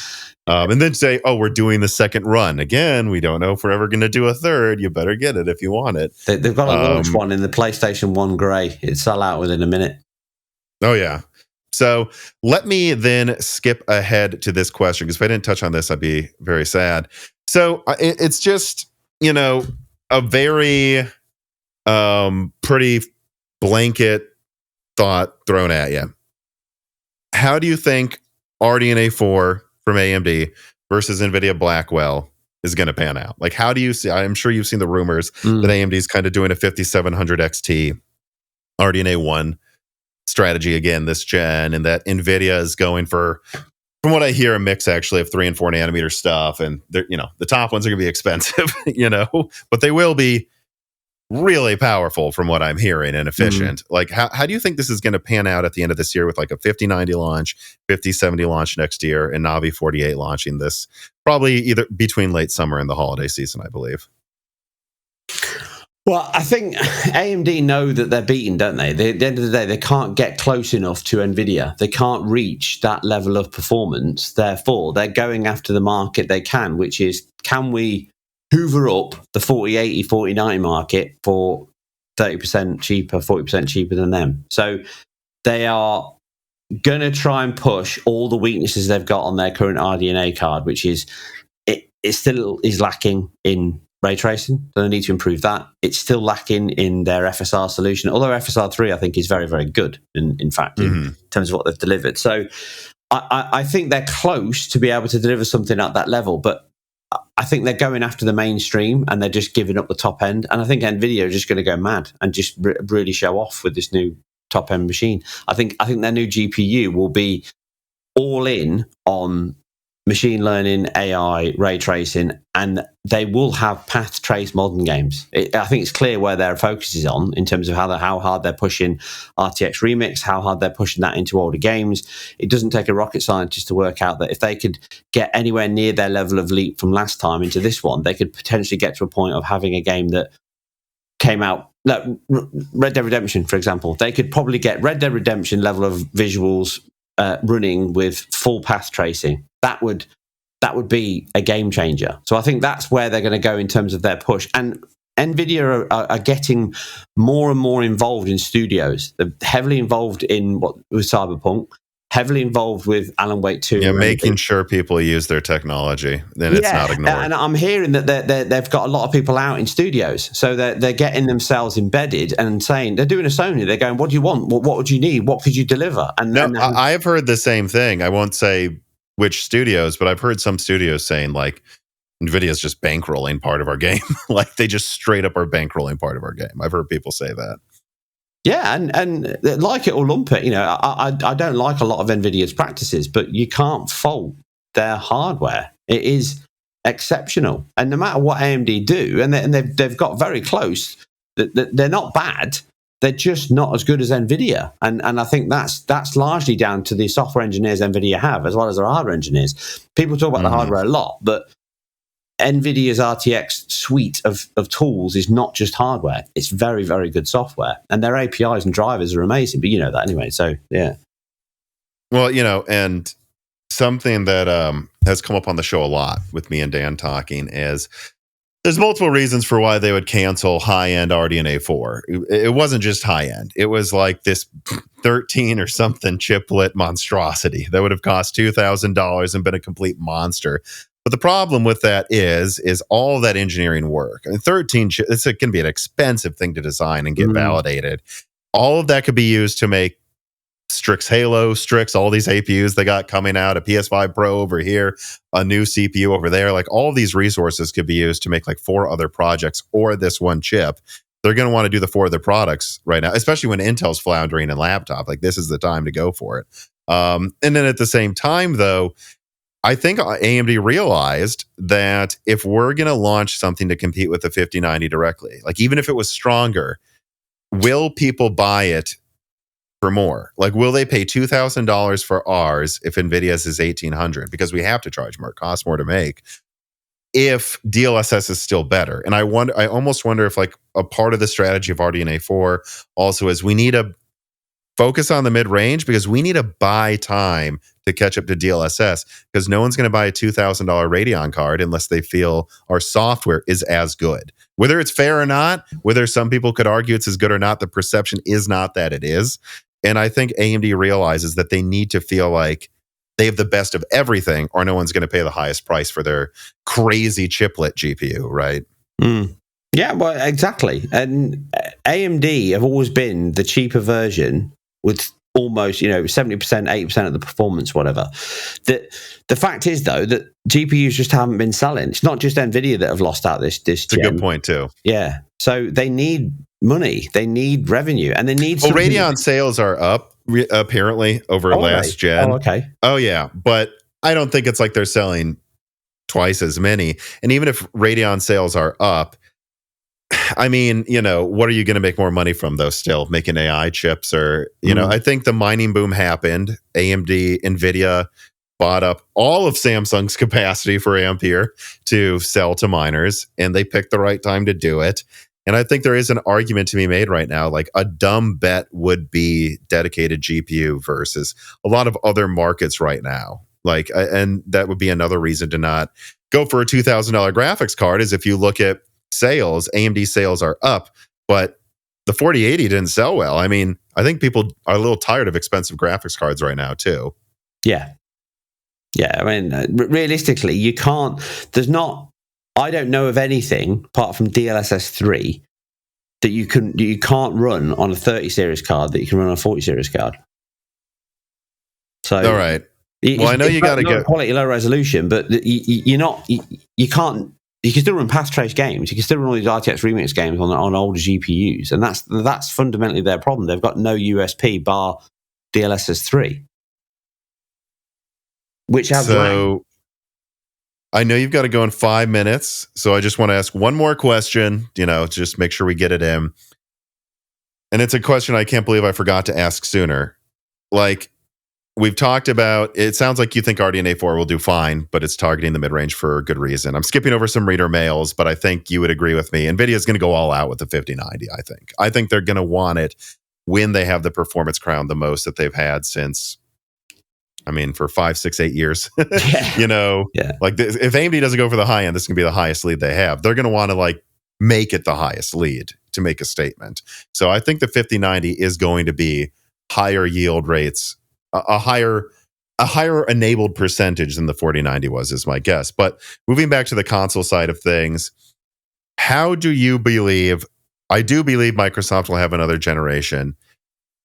I think we know Sony's just going to keep on trucking. They're going to have some new features. They're probably going to bet on AI hard with the PS6. It's going to be another $500 to $600 box that is better than the previous one and has exclusives. I don't think there's much to discuss there.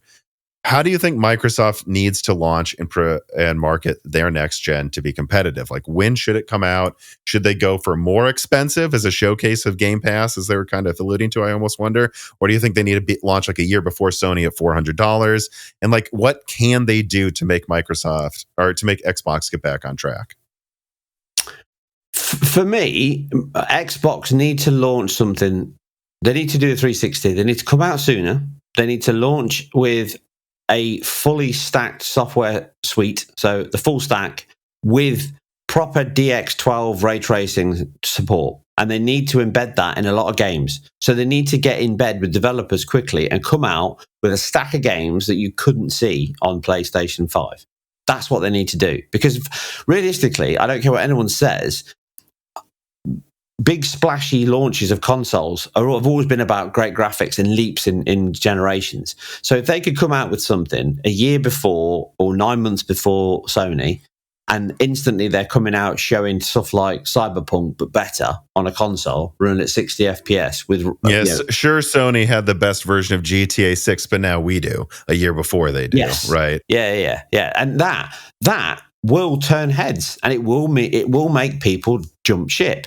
And if they capitalize on that, then that's where they could make sense out of all of the studios they've bought, all the publishing houses they now own. They could then get all those teams behind that and push things to drive people to come to Xbox, get on Game Pass, and then use that to push their market further forward. That's what I think they should do. Do I think they'll do it? No. I don't. My problem with Xbox is I don't think they give the right people the ability to push forward. I mean, I've heard that the old Xbox hardware guy's gone, so someone else is in charge now. That doesn't mean it's bad or good. I don't know, but that means that they are changing something. Is that a change for the better? Is that somebody pushing forward on making sure that it does something different and stands out from the crowd, or is it just somebody who's cheaper and easier and is just going to toe the line? I don't know. So it all depends on what their focus is. But if we look at the Game Pass focus, that isn't about top of the range hardware. It's about bums on seats, and hence why the Series S exists. I mean, they'd sell it on your phone if they could. So that's my only concern. They probably will. Yeah. So that's my concern. Is they could do it, but will they do it? Who knows? A handheld would make a lot of sense for Xbox. Yeah. If they did a Switch, a Steam Deck style device with a very tight and controlled Windows package that allowed you to install whatever you wanted on it, but still run Game Pass within it, do you know what? That could turn a lot of heads. Emulation and retro stuff is big. You've got a handheld device that's very powerful that can emulate arcades, old consoles, everything else. You've got a market there that people will buy, and they might just subscribe, but you'll certainly sell units. That's what I think they should be going after, that market.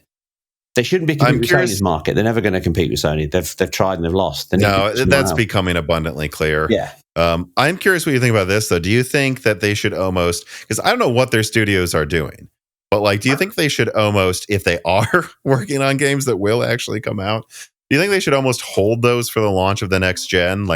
Because something is happening here with momentum with the Series X and S where just no one's buying them. No one's buying games. I almost wonder if they should take a step back, hold all of their game, plan the next gen now, rapidly design and launch it quicker than they ever have, which is possible. They could, even if they just started a month ago, they could get this out in 2 or 3 years if they wanted to, and just have all of these games come out on Game Pass day one and be like, here, there's 10 AAA games on Game Pass. They run best on the Xbox, because I almost think they need to start over as soon as possible. And I almost wonder what the point is in launching some of these games right now where just the air has left the balloon, and if they should just save some of it for the launch of the next gen, or if you think they should just be rapidly pushing everything they can no matter what. I mean, I don't know. Maybe that is all they should do. No, I agree with you. They should do that. They should literally pick some really good games and hold them back and make them great on the next generation and launch strong. If you have a strong launch that turns people's heads, people will remember that console and they'll buy it. That's it. Simple as. And that's what Sony have always been good at. In fact, this was probably the first one where I don't think they had a game that really blew my socks off. I think it was Demon's Souls. That was probably the biggest one, really. Was by far and away the best one, but it wasn't something that, like the Bouncer on PS2 was one. I remember seeing that when it was getting demoed, and it wasn't even a Sony game. But that game was bonkers at the time on the PlayStation 2. And that is what Microsoft need. They need a game, or at least a couple of games that do that. Battlefield. Yeah, and they didn't have Halo at launch either for the Series X, did they? So that's really what they needed. Yeah, and that cost them big. And that game didn't, So they certainly cannot excuse the fact they haven't got studios to do that. They've got a stack of studios. I mean, they've got id Tech, for God's sake. id Tech are a technical powerhouse. They still are. You've got Thiago Souza in there. You've got loads of people that are very experienced and know this industry, and certainly know how to push bleeding edge visuals. And if you can't get them to push something on new hardware that makes people's eyeballs pop out of their head, I mean, they're running Doom Eternal at 240 FPS with ray tracing. It's mad. So they've got one of the best technical studios in the business. Why are they not getting them to do something? Maybe they are. And so Xbox are not lacking the skill; they're lacking the motivation, in my opinion. Mm-hmm. So I couldn't agree more. Yeah. So if they find that motivation, that is what will. It's. Do you have the heart? Are you in it to win it? Yes. That's what they're gonna have to prove. All right. Well, you gave me a little more time than you even said you would, like you always do. You're always so generous with that. And I really want to thank you for coming on. Please plug your channel. Tell people where they can find you. Tom, thank you for having me on, mate. I'm sorry that it's time. I am running short on time, so apologies. But thank you very much for having me on. I need to go to the bathroom, so it's fine. There you go. We're even then. Happy that we had a chat. My channel is NXGamer, so you can find me on YouTube. And obviously, I also am the IGN performance review guy. So if you don't look at my channel, look at IGN, and then when you see that you like my stuff, go and subscribe to my channel because it really helps. And thanks. And just flood the IGN comments with NXGamer is the best member of IGN in every single article. I imagine that would help. So do that for him as well. To be fair, they're a good bunch at IGN. And the one thing I'm not very tongue in cheek, not trying to. No. I like a bit of banter. It's good. No, the thing about IGN is that I see this a lot online when people talk about IGN. It's like IGN gave this. It's like we're not a hive mind. It's individuals reviewing a game. If people seem to miss that point, just go, IGN gave it a 7. It's like, no, a person who reviewed the game gave it a 7. Somebody else in IGN might have thought it was a 10. That's just the way it works. Not everyone can review everything. So I think IGN gets a lot of rap because they're very popular. But to be fair, I've always liked working with them the past few years. It's been good. And I've got access to a lot more stuff working with them, which has been even better. Well, whether or not you like IGN, and I don't dislike IGN, I wouldn't say I have a strong opinion either way. But I would say when I saw you were being integrated into their content, I was like, this is amazing. It's about time someone who does real hardware analysis was promoted by one of these websites and actually got to show in a mainstream setting how you do this. So I was very happy to see you get that. But so check out NXGamer, check out NXGamer on IGN. Remember, like this video, comment below. I'm sure there will be no arguments about anything we said in the comments below. There never is. And I certainly would hate it if you all argued with me in the comments and therefore promoted the algorithm. That'd be terrible for me. Please definitely don't argue with me in the comments and promote the video 3 times. And then also, if you do like us, subscribe to Moore's Law is Dead on YouTube, support us on Patreon to ask us questions and get bonus content, and subscribe to us on your podcast app of choice and give us a review. And I will stop rambling and say thank you, everybody, no matter what, though, for watching and for listening, and have a good week, everybody. This podcast was brought to you by the YouTube channel and website Moore's Law is Dead. Moore's Law is Dead and Broken Silicon are trademarks of their creator, Tom. That guy is me, and I am indeed the creator, editor, writer, and showrunner of Moore's Law is Dead podcasts, videos, articles, and other media. However, it's not just me. Moore's Law is Dead is a team, with Broken Silicon co-hosted by my brother Dan, audio editing by Gerard Cortez, renders being done by the industrial designer Jean-Philippe Clermont, and special assistance is also provided by Carmen Cry and Carrie No Sugad as well. Find all of our information at www.mooreslawsdead.com on the About/Support page. In the event you do want to hire me for consulting work, hire Gerard for audio work, hire Jean-Philippe for industrial design work, or you're interested in working with Carbon Cry or Carrie No Sugata as well. You can also find our long-term sponsors on that page if you want to show them some love for putting food on our tables. Or you can also mail us some love. You can send letters or hardware donations to the following address: Moore's Law is Dead, P.O. Box 60632 in Nashville, Tennessee, zip code 37206. Although, to be honest, the best way to show Moore's Law is Dead some love is to support us on Patreon. Patrons are what makes Moore's Law is Dead content truly possible. Every month, and really every day, depending on who you're talking about, me, Gerard, Dan, and Jean-Philippe are working tirelessly to provide a steady stream of content that we could not keep doing unless we knew the work was possible without being reliant on sponsors dictating every little thing we put out. Don't get us wrong. We love our sponsors, but we love directly working for you, our fans, much more. If you have any extra money, even a couple free dollars a month, consider supporting us directly on Patreon. Those couple of monthly dollars will get you access to the exclusive podcast Die Shrink, voting on subjects of future podcast episodes, the ability to ask guest questions, and of course, access to the Moore's Law is Dead Discord full of like-minded people who I am sure would love to meet you.